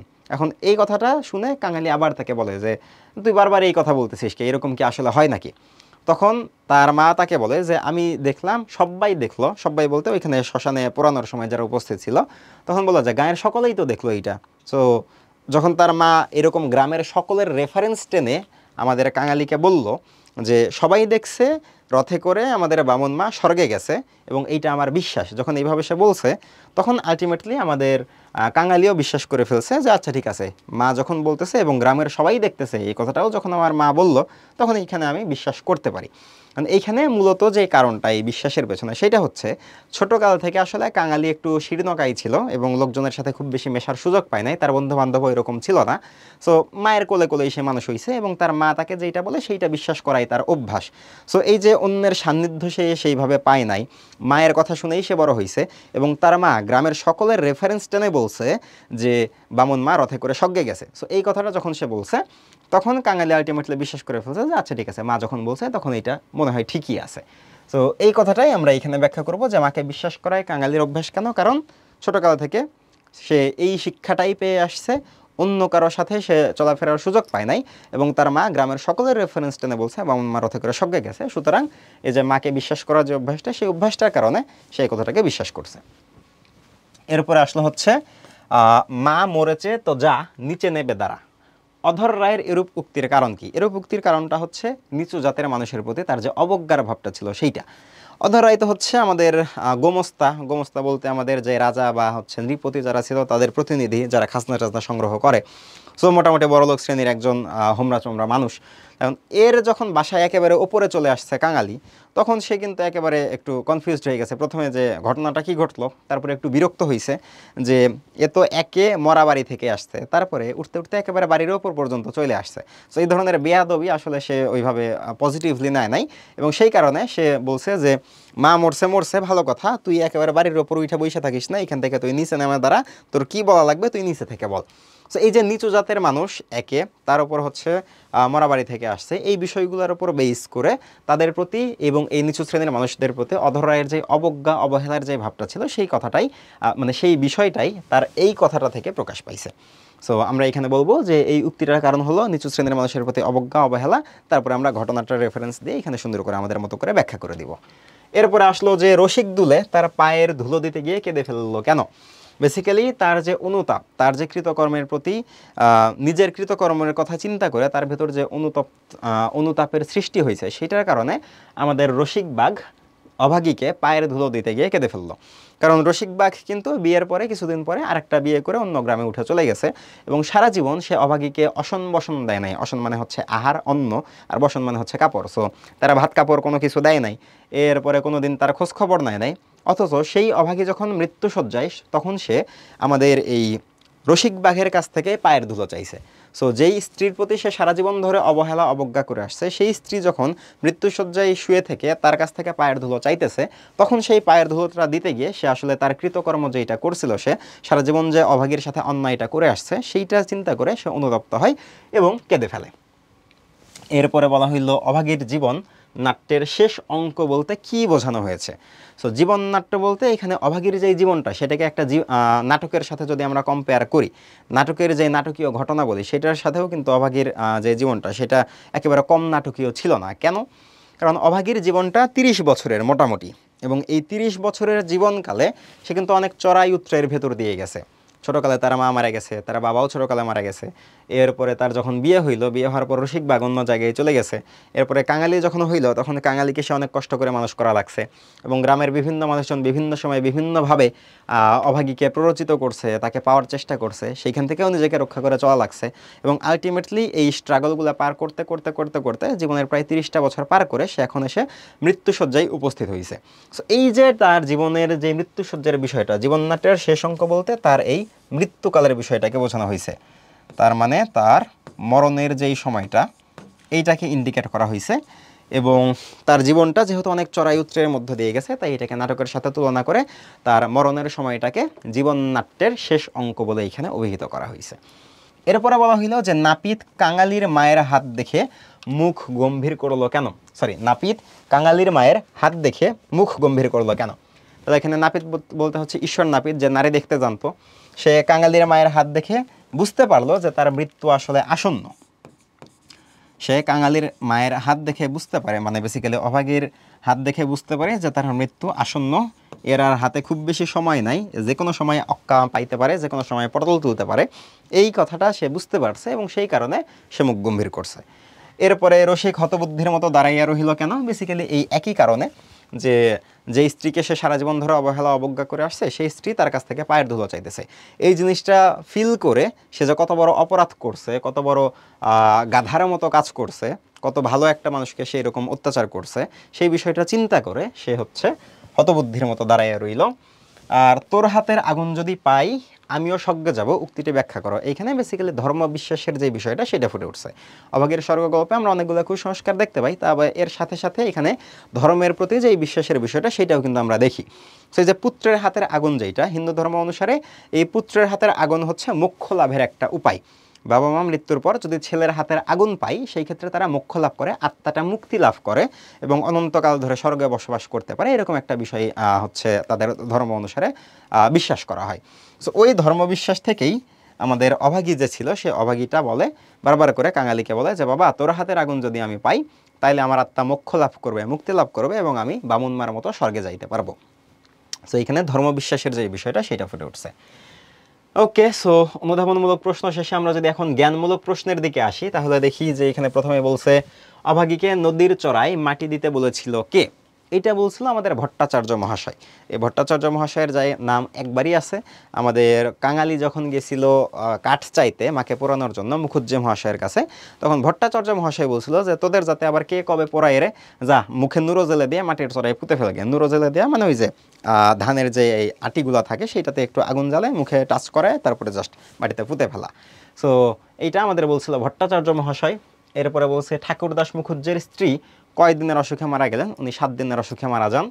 এরপরে আচ্ছা এগুলো একটু করে লিখে দিই, জ্ঞানমূলক যেহেতু আমাদের অল্প করে লিখলেই হয়, সো আমরা একটু লিখেও দিই। এটা বলছিলাম আমাদের ভট্টাচার্য মহাশয়, এটা কত দিনের জ্বরে মারা গেছে? 7 দিনের জ্বরে মারা গেছে। এরপরে কলকাতা বিশ্ববিদ্যালয় শরৎচন্দ্র চট্টোপাধ্যায়কে কোন পদক প্রদান করছিল? ওই যে শুরুর দিকেই কিন্তু আমি বলছিলাম যে লেখক পরিচিতি, এই জায়গাটা কিন্তু ভালো করে পড়া দরকার। এবং আশা করি এখন তোমরা প্রমাণটা পাইছো যে এই যে দেখো সিলেট বোর্ড এবং ঢাকা বোর্ডে 2017 সালে আমাদের এখান থেকে প্রশ্ন আসছে যে কলকাতা বিশ্ববিদ্যালয়, সরি এটা যশোর বোর্ড আর বরিশাল বোর্ডে 2017 সালে প্রশ্ন আসছে যে কলকাতা বিশ্ববিদ্যালয় শরৎচন্দ্র চট্টোপাধ্যায়কে কোন পদক প্রদান করছিল? কোন পদক? এটা হচ্ছে জগত্তারিণী। এই পদক প্রদান করছে 1920 সালে। সো এ হচ্ছে আমাদের এই প্রশ্নটার উত্তর। এরপরে বললো যে সব ব্যাটারি এখন বামুন কায়েত হতে চাই, কথাটা কে বলছিল? এই কথাটা বলছিল আমাদের মুখোপাধ্যায় মহাশয়ের বড় ছেলে, মুখোপাধ্যায় মহাশয়ের বড় ছেলে যে ছিল সে বলছে যে সব বেটারে এখন বামুন কায়েত হতে চাই, অবজ্ঞা করে। এরপরে কাঙালির বাবার নাম কি? কাঙালির বাবার নামটা খুবই ইন্টারেস্টিং, নামটা হচ্ছে রসিক বাঘ। এরপরে গ্রামে নারী দেখতে জানতো কে? গ্রামে নারী দেখতে জানতো ঈশ্বর নাপিত। ওকে, সেই হচ্ছে আমাদের এখানকার জ্ঞানমূলক কিছু প্রশ্ন। এখন এখানে একটা বিষয় খেয়াল রাখো যে যখনই জ্ঞানমূলক প্রশ্নের উত্তরগুলো দিতে যাবা সেক্ষেত্রে কিন্তু বানানের ব্যাপারে খুবই খুবই খুবই সতর্ক থাকতে হবে। কারণ যদি এখানে তুমি বানান ভুল করো, সৃজনশীল প্রশ্নে কিন্তু ফ্র্যাকশন মার্ক দেওয়ার কোনো স্কোপ নাই। সো ধরো তোমার হচ্ছে এই যে রসিক বাঘ, এখানে তুমি রসিক বাঘ লিখতে যাই এখানে ঘ না লিখে ধরো খ লিখে ফেললা, তাইলে কিন্তু এখানে একটা বিপদ। বা বাঘ না লিখে তুমি গ লিখে ফেললা, বাঘ। এই ক্ষেত্রে হবে কি যে তুমি প্রথমত নামটাই উল্টাই ফেলছো, নামটা ঠিকঠাক হয় নাই। তার মানে আমি তোমার কাছে যে ইনফরমেশনটা চাইছি সেই ইনফরমেশনটা কিন্তু আমি পাইলাম না, 1। 2, ধরো তোমার এখানে হচ্ছে ঈশ্বর নাপিত, ঈশ্বর নাপিতে তুমি হচ্ছে এখানে রস্বই দিয়ে লিখলা। রস্বই দিয়ে লিখলে তোমার নামটার উচ্চারণটা ঠিকঠাক আসলো কিন্তু বানানটা ঠিকঠাক আসলো না। এবং যেহেতু তোমার বানানটা ঠিকঠাক আসে নাই, এক্ষেত্রে কি আমি তোমাকে 0.5 কাটতে পারবো? এই স্কোপটা কিন্তু সৃজনশীলে নাই। যেই কারণে তুমি যদি এখানে বানান ভুল করো তখন কিন্তু আমি তোমাকে 0 দিব। সো তুমি খেয়াল রাখতে হবে যখনই জ্ঞানমূলক প্রশ্নের উত্তর করতেছো, শুধু জ্ঞানমূলক না, আসলে লেখালেখির সময় সবসময় বানানের দিকে খেয়াল রাখা দরকার, বাট জ্ঞানমূলকের ক্ষেত্রে এইটা আরও বেশি করে খেয়াল রাখবা যেন এইখানে প্রশ্নের উত্তর করার সময় তোমার বানানে কোনো রকম ভুল না হয়। বানানে ভুল হইলে কিন্তু সেই ক্ষেত্রে 0 পাবা। ওকে, এরপরে আসো আমরা হচ্ছে এই অধ্যায় রিলেটেড এমসিকিউ কিছু প্রশ্ন দেখে নিব। প্রথমত অধর রায় গাছের দাম কয় টাকা আনতে বলে? এটা খুবই ইজি। অধর রায় বলে যে মাকে পোড়াবি তো গাছের দাম 5 টাকা, আনগে যা। তো এটার উত্তর হচ্ছে সি। এরপরে একটা উদ্দীপক আসছে, এই উদ্দীপক থেকে বলা হয়েছে যে মহেশ গল্পে, এই মহেশটাও কিন্তু শরৎচন্দ্রের লেখার একটা গল্প। এই মহেশ গল্পটাও তোমাদেরকে হালকা করে একটু বলে নেই, কারণ এইখান থেকে আমাদের যে স্লাইডগুলো রাখছে এখানে 2টা প্রশ্ন আসছে। সো আমরা এই গল্পটা যদি অল্প করে একটু রিভিশন করি, বিষয়টা এরকম যে হচ্ছে গফুর নামে একজন কৃষক ছিল, আর তার হচ্ছে মহেশ নামে একটা গরু ছিল। সেই গরুটাকে সে নিজের সন্তানের মতো ভালোবাসতো এবং সে যেই এলাকাতে বসবাস করতো সেইখানে হিন্দু অধ্যুষিত এলাকা এবং গ্রামের যে মোড়ল টাইপের বা নেতা গোছের যে মানুষটা ছিল সেও ছিল হচ্ছে একজন হিন্দু মানুষ। সো এখন ওইখানে গো হত্যা মহাপাপ এরকম একটা নীতি প্রচলিত ছিল যে কোনো গরু যদি মারা যায় তাহলে সেক্ষেত্রে যার কাছ থেকে মারা গেছে বা যে হচ্ছে গরুটাকে হত্যা করছে বা যার কারণে মারা গেছে তাকে বিশাল শাস্তি পাইতে হবে। সো এই ধরনের রীতিনীতি প্রচলিত ছিল।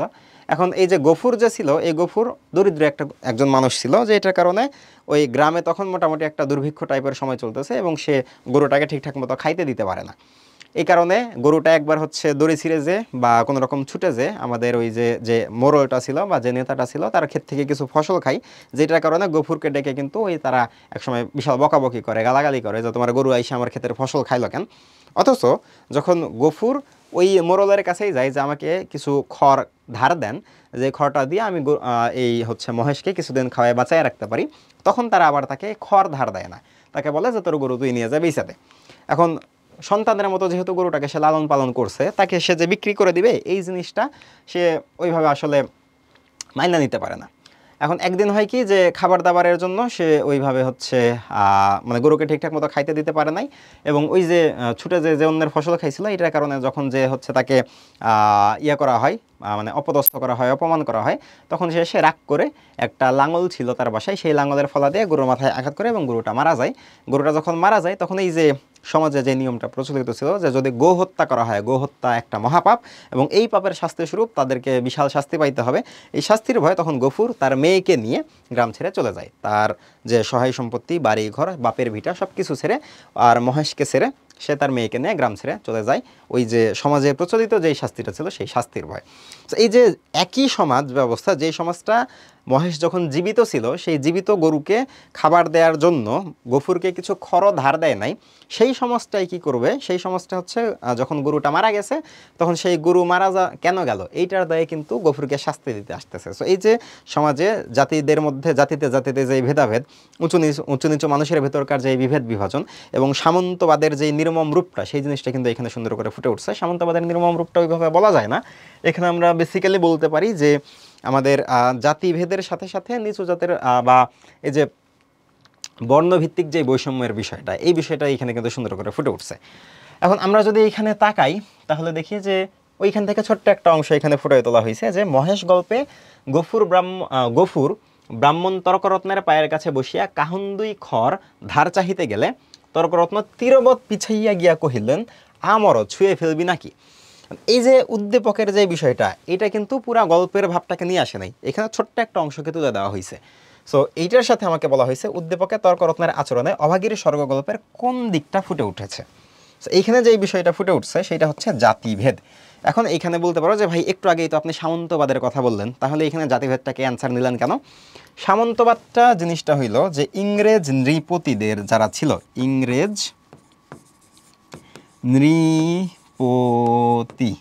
নৃপতি মানে হচ্ছে জমিদার বা রাজা টাইপের, ইংরেজ নৃপতিদের প্রতিনিধিত্বমূলক যে ব্যবস্থা সেটাকে আমরা বেসিক্যালি সামন্তবাদ বলে আসলে আইডেন্টিফাই করতে পারি। সামন্ত বলতে ইংরেজ নৃপতিদের প্রতিনিধিকে বোঝানো হয়, নৃপতি বলতে রাজাদের। সো ইংরেজদের আন্ডারে যে রাজাগুলো ছিল তাদের হচ্ছে যে কাজকর্মগুলো এবং তারা যেভাবে খাজনা টাজনা আদায় করতো, এই জিনিসটাকে যারা ইন্ডিকেট করে সেটা হচ্ছে সামন্তবাদ। এখন উদ্দীপকে কিন্তু ওই সামন্তবাদের জিনিসটা আসে নাই, মানে রাজা কর্তৃক নির্যাতনের যেই বিষয়টা, রাজা কর্তৃক প্রজাকে বা তাদের অধীনস্থ যেই মানুষগুলো আছে তাদেরকে নির্যাতনের যেই বিষয়টা, সেইটা কিন্তু এখানে ফুটে ওঠে নাই। নিপীড়ন যেটা, নিপীড়নটা হচ্ছে অত্যাচার করা। এখন এইখানে কাউকে কি অত্যাচার করা হয়েছে আমরা খেয়াল করলে দেখব যে এখানে অত্যাচারের বিষয়টাও কিন্তু এইভাবে আসলে স্পষ্ট না। পণ প্রথা মানে হচ্ছে যৌতুক প্রথা, সো এইখানে যৌতুকেরও কোনো বিষয় আমরা দেখতে পাই না।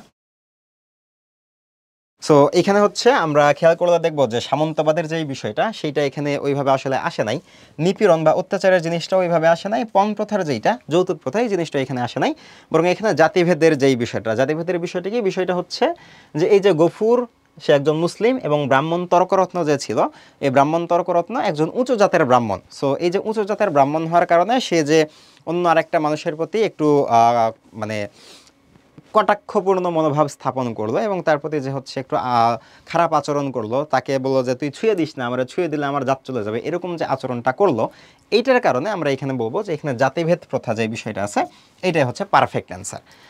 এরপরে আমরা যদি এই উদ্দীপক রিলেটেডে পরের প্রশ্নটার দিকে তাকাই তাহলে এখানে দেখি যে উক্ত দিকটি প্রকাশ পেয়েছে যে বাক্যে, এখানে হচ্ছে উক্ত দিকটা মানে জাতিভেদ প্রথার যে বিষয়টা, উঁচু জাত এবং নিচু জাত এই দুইটার মধ্যে যে বিভেদ বিভাজনের বিষয়টা, সেইটার দিকে যদি আমরা খেয়াল করি তাহলে দেখবো যে এখানে মুখে একটু নুরো জেলে দিয়ে নদীর চড়ায় মাটি দেগে এই কথাটাতে এই জিনিসটা ফুটে উঠছে। কারণ এটার আগে বলছিল যে তোদের জাতে আবার কে কবে আবার পোড়াই রে, মানে দুলে জাত, এরা যে নিচু জাতের মানুষ, এদের ভেতরে যে পোড়ানোর রীতিটা ওইভাবে আসলে প্রচলিত না, এরা মাটিতে পুঁতে ফেলে, এই জিনিসটাই যে প্রচলিত সেই জিনিসটা এখানে বলা হয়েছে। সো এইটা জাতিভেদের বিষয়টাকে ইন্ডিকেট করে।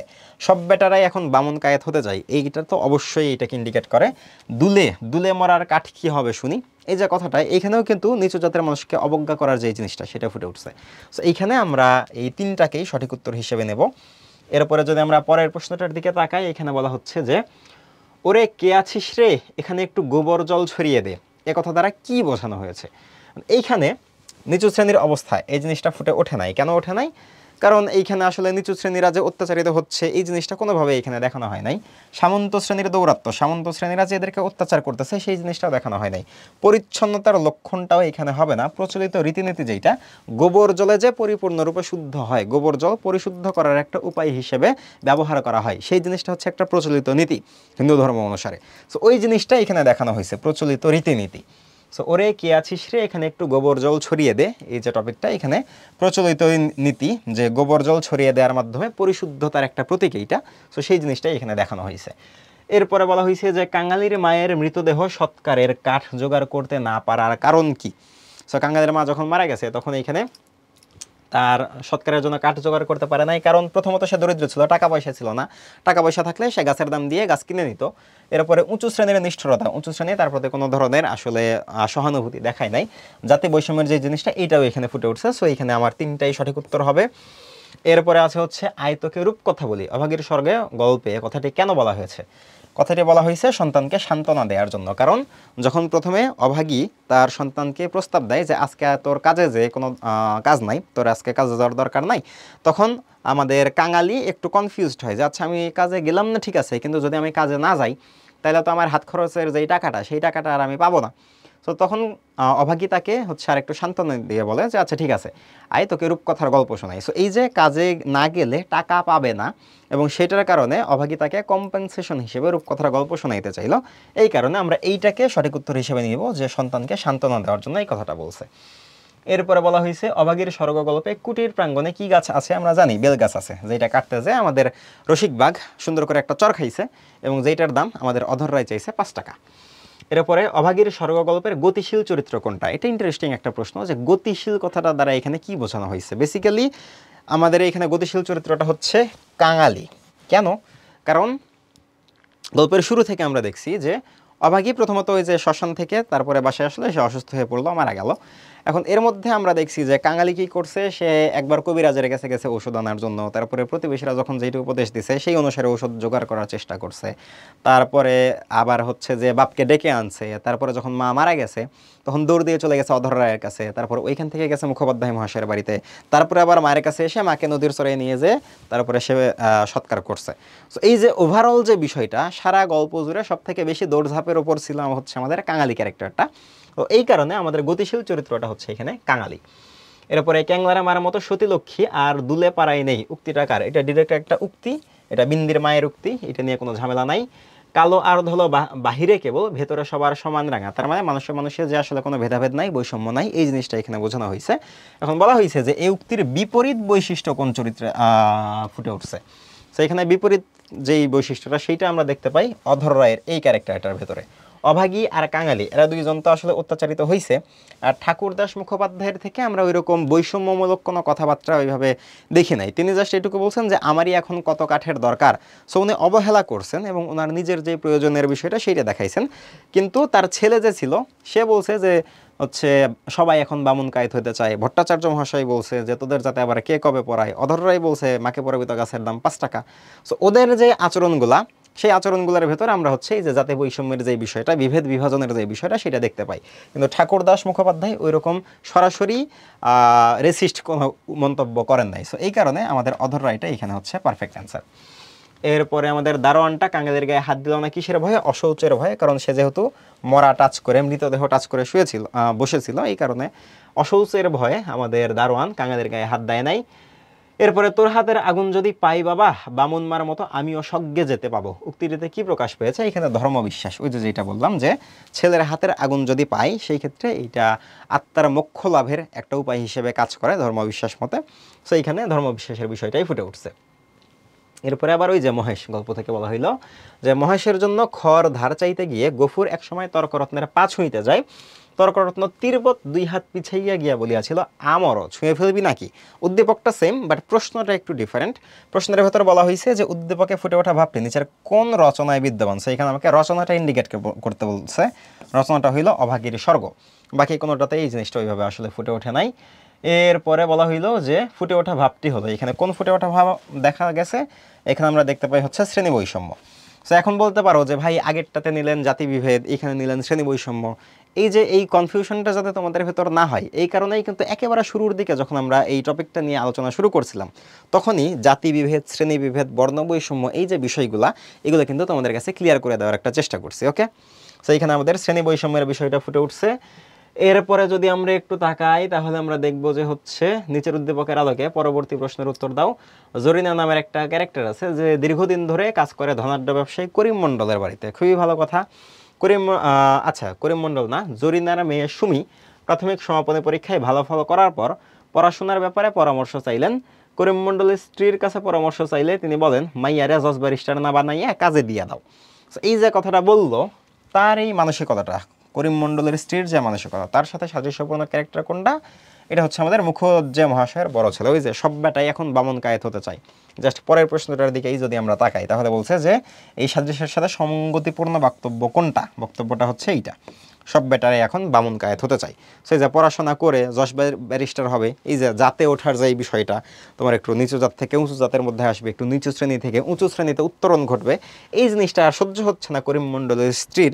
তাই উনি বলতেছেন যে মাইয়েরা জজ ব্যারিস্টার বানানোর দরকার নাই, ওরা কাজে দিয়ে দাও। একই রকম কথা আমরা মুখোপাধ্যায় মহাশয়ের যে বড় ছেলে, তার কথাতেও দেখতে পাই যে সব বেটারাই যেন এখন বামুন কায়েত হইতে চায়।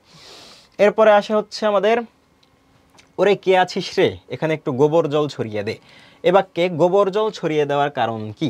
গোবর জল ছড়িয়ে দেওয়ার কারণটা হচ্ছে আমাদের গোবর জল দিয়ে ভালো পরিষ্কার হয় না, এটা না। কাঙালিকে অপমান করাও না, কাঙালিকে তাড়িয়ে দেওয়াও না। ছোট জাত বলে কাঙালিকে যে ঘৃণা করার বিষয়টা, এই জিনিসটা এখানে মূল কারণ। কারণটা কি? যে ওই যে ও নিচু জাতের মানুষ, বাসার ওপরে একেবারে উঠে আসছে, সো বাসার পবিত্রতা একটু নষ্ট হয়েছে। গোবর জল যেহেতু পবিত্রতার একটা প্রতীক, তাই ওকে তাড়াই দিয়া ওইখানে গোবর জল ছিটিয়ে দিলে জায়গাটা আবার নতুন করে পবিত্র হবে। এই কারণে এই কথাটা বলা হয়েছে। এরপরে বলা হয়েছে যে অভাগীর স্বর্গ গল্পে মা কাঙালিকে কার কাছ থেকে আলতা আনতে বলেছিল। তো এইখানে আমাদের নাপতে বৌদির কাছ থেকে আলতা আনতে বলা হয়। এটা সরাসরি একটা ইনফরমেশন, জ্ঞানমূলক টাইপের। এরপরে আসতে হচ্ছে দুলে, দুলে মরার কাঠ কি হবে শুনি। এখানে অধর রায়ের কোন মনোভাব প্রকাশ পাইছে? এখানে অবজ্ঞার যে মনোভাবটা, সেইটা। অবজ্ঞা মানে অবহেলা। তো এখানে ঘৃণার কোনো বিষয় আসলে আসে নাই। ঘৃণা করে যে ওকে তাড়াইয়া দেওয়া হচ্ছে এরকম না। আর তারপরে হচ্ছে অহংকার, যেইটা অহংকারও ওইভাবে হয় নাই। তিরস্কারটা একটু মনে হইতে পারে, বাট মূলত যেই জিনিসটা ফুটে উঠছে যে তুই দুলে, তুই আবার মারে পোড়াবি, এরকম করে তাকে যা তাচ্ছিল্য করা হয়েছে, এই জিনিসটা কিন্তু এখানে মূলত ফুটে উঠছে। সো বাদবাকি যে জিনিসগুলো ঘৃণা, অহংকার বা তিরস্কার, এখানে এই তাচ্ছিল্যের ভাবটা ওইভাবে আসে না, বরং অবজ্ঞা কথাটার সাথে তাচ্ছিল্যের বিষয়টার মিল সব থেকে বেশি। সো ওই অনুসারে আমরা হচ্ছে এই অবজ্ঞাটাকে বেস্ট অ্যান্সার হিসেবে নিব। এরপরে আরেকটা উদ্দীপক যে সাদিদ নামের একটা ক্যারেক্টার বাগেরহাট পিসি কলেজে পড়ে। মায়ের অসুস্থতার সংবাদ পেয়ে রাতেই সে বাড়ির উদ্দেশ্যে রওনা হয়। গভীর রাতে বাড়ির নিকটে নদীর তীরে পৌঁছায়। নদীতে পারাপারের নৌকা না পেয়ে সে সাঁতার কেটে নদী পার হয়ে বাড়িতে আসে। তাহলে এই যে মায়ের প্রতি অগাধ ভালোবাসা এবং তার জন্য যে পরিশ্রম করার বিষয়টা, সেটা থেকে আমরা বলতে পারি যে এইখানে অভাগীর স্বর্গ গল্পের কাকে প্রতিনিধিত্ব করবে? সে অবশ্যই কাঙালিকে সে প্রতিনিধিত্ব করবে, মায়ের প্রতি ভালোবাসার যে বিষয়টা, সেটার কারণে। এরপরে বলা হলো যে আরেকটি প্রাণী দূরে থাকিয়া একই দলের সঙ্গী, এই দলের সঙ্গী হইল। এখানে অভাগীকে প্রাণী বলে উল্লেখ করার কারণ কি? কারণটা হচ্ছে সে ছোট জাতের ছিল। নারী বলে অবহেলা বা দরিদ্র বলে উপেক্ষিত হওয়ার যেই বিষয়টা, এই দুইটার কোনোটাই এইখানে আসে নাই। এবং দরিদ্রতার যেই জিনিসটা, সেটাকে যদি আমরা একটু কাউন্টে নিতেও চাই, আমরা অপশনে কিন্তু সেই জিনিসটা পাই নাই, যে 1 আর 3 এটা আমার অপশনে নাই। সো আমার বেস্ট অ্যান্সার হচ্ছে 1, ছোট জাত। যেহেতু তার জাত ছোট, সেইটার কারণেই সে বেসিক্যালি ওই যে দূরে দাঁড়ায় দেখতে পারছে, তাকে আসলে শ্মশানের কাছে যে মরা পড়ানো দেখার সৌভাগ্যটা হয় নাই। এবং এটা কিন্তু গল্পেও ওইভাবেই বলা আছে, এখানে দরিদ্রতার কথাটা উল্লেখ করা নাই। এইভাবে বলা আছে যে তার হচ্ছে দুলে জাতের মানুষ ছিল এবং এই নিচু জাত জন্যে সে ওই মরা পড়ানোটা কাছে থেকে দেখার সুযোগটা পায় নাই। এরপরে আছে হচ্ছে রসিক বেলগাছটা কাটতে গেলে দারোয়ান তাকে বাধা দেয় কেন? বাধা দেওয়ার কারণটা হচ্ছে আমাদের বেলগাছটার মালিক জমিদার আর গোমস্তার অনুমতি নেয়নি। এখানে কারণ হচ্ছে আমাদের 2 আর 3 হবে। দুলের মরা পোড়ানোর কোনো নিয়ম নাই, এরকম আসলে কোনো ইনফরমেশন নাই যে দুলের মরা হয়েছে জন্য পোড়ানো যাবে না, এরকম কোনো বাধ্যবাধকতা নাই। সো প্রথমটা আমরা অ্যান্সার নিতে পারতেছি না। আর বাদ বাকি যেটা আছে, বেল গাছটার মালিক জমিদার এবং গোমস্তার অনুমতি নেয়নি।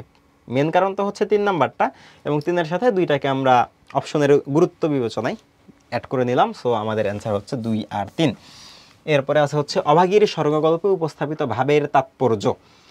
এখানে কোন কোন বিষয়টা ফুটে উঠছে? এখানে সামন্তবাদের নির্মম রূপ ফুটে উঠছে, হতদরিদ্র মানুষের দুঃখ কষ্ট যন্ত্রণা এটাও ফুটে উঠছে, একজন রোগক্লিষ্ট মানুষের যাপিত জীবন, না এই জিনিসটা আসে নাই। তাহলে এখানে যদি আমরা সঠিক অ্যান্সার নিতে যাই, আমাকে নিতে হবে 1 আর 2। এরপরে আছে হচ্ছে আমাদের কোন নদীর তীরে শ্মশানঘাট অবস্থিত? এটা গরুর নদীর তীরে অবস্থিত। এরপরে রসিক বেলগাছটা কি কাজে ব্যবহার করতে চাইছিল? এটা হচ্ছে অভাগীর শবদাহ করার জন্য। এরপরে বলিস নে মা বলিস নে আমার বড্ড ভয় করে, কেন ভয় করে? এটা হচ্ছে মৃত্যুর কথা মনে করে। এরপরে আছে হচ্ছে মুষ্টিযোগের অর্থ কি? মুষ্টিযোগ শব্দটার অর্থ হচ্ছে টোটকা চিকিৎসা। বিভিন্ন কারণে রোগ হইলে বিভিন্নজন বিভিন্ন রকম হচ্ছে আমাদেরকে বুদ্ধি দেয় যে এইটা কর তাইলে ভালো হবে, ওইটা কর তাইলে ভালো হবে। এই যে বিভিন্নজন বিভিন্ন রকম উপদেশ দেয়, এটাকে আমরা বলি টোটকা চিকিৎসা। যে এটা আরেকটা মানে এটা বোঝানোর জন্য মুষ্টিযোগ নামের এই কথাটাকেও ব্যবহার করা হয়। এরপরে আছে হচ্ছে সে যেন একটা উৎসব বাঁধিয়া গেল। এখানে কোন উৎসবের কথা বলা হয়েছে? শবযাত্রার যে উৎসবটা সেইটা। আমাদের ঠাকুরদেশ মুখোপাধ্যায়ের স্ত্রী যখন মারা যান তখন তাকে ওই যে ধূপ ধুনা আলতা, তারপরে হচ্ছে পুষ্পপত্র মাল্যের যেই বিষয়টা, একেবারে গ্রামের সব লোক মিলে এমনভাবে হচ্ছে মরা পড়াইতে যাইতেছে যেন মনে হচ্ছে যে এইটা কোনো শোকের বিষয় না, এটা বিশাল একটা উৎসব। সো এই যে পুষ্পপত্র মাল্যে সুশোভিত হয়ে তারপরে উৎসবের সাথে চন্দন কাঠ দিয়ে হচ্ছে চিতা সাজায় তাকে পোড়ানোর যে বিষয়টা, এটাকে উৎসবের মতোই একটা ঘটনা বলে মনে হয়, এবং সেটার কারণে এইটার অ্যান্সারটা হচ্ছে শবযাত্রা এইটা। ওকে, সো এরপরে প্রশ্নটা হচ্ছে রসিক হতবুদ্ধির মতো দাঁড়াইয়া রহিল কেন? এখানে হতবুদ্ধির মতো দাঁড়ায় থাকার কারণটা হচ্ছে কৃতকর্মের জন্য অনুতপ্ত হওয়া। কারণ ওই যে বলছিলাম যে রসিক সারা জীবন ধরে তার স্ত্রীর প্রতি কোনো রকম দায়িত্ব পালন করে নাই, সে তাকে সারা জীবন ধরে অবহেলা অবজ্ঞা করে গেছে। কিন্তু সেই স্ত্রী যখন মৃত্যুশয্যায় দাঁড়ায়, মানে মৃত্যুশয্যায় শুয়ে থেকে তার কাছ থেকে পায়ের ধুলো চাইল, তখন সে তার কৃতকর্মের কথা চিন্তা করে অনুতপ্ত হয়, এবং সেই বিষয়টা এখানে ইন্ডিকেট করা হয়েছে। সো তার হতবুদ্ধির মতো দাঁড়িয়ে থাকার কারণটা হচ্ছে কৃতকর্মের জন্য অনুতপ্ত হওয়া। ওকে, সো এই পর্যন্তই ছিল হচ্ছে আমাদের আজকের ক্লাসটা। আশা করি এই ক্লাসটা তোমাদের জন্য অনেক বেশি উপকারী হবে, এবং আমাদের এই পরিশ্রমটা যদি তোমাদের সামান্যও কাজে লাগে তাহলেও আমাদের এই পরিশ্রমটা সার্থক বলে আমরা মনে করব। সো সবাই ভালো থাকো, ইনশাল্লাহ পরবর্তীতে হয়তো আবার কোনো ক্লাসে দেখা হচ্ছে। সেই পর্যন্ত সকলের জন্য অনেক অনেক শুভকামনা। আল্লাহ হাফেজ।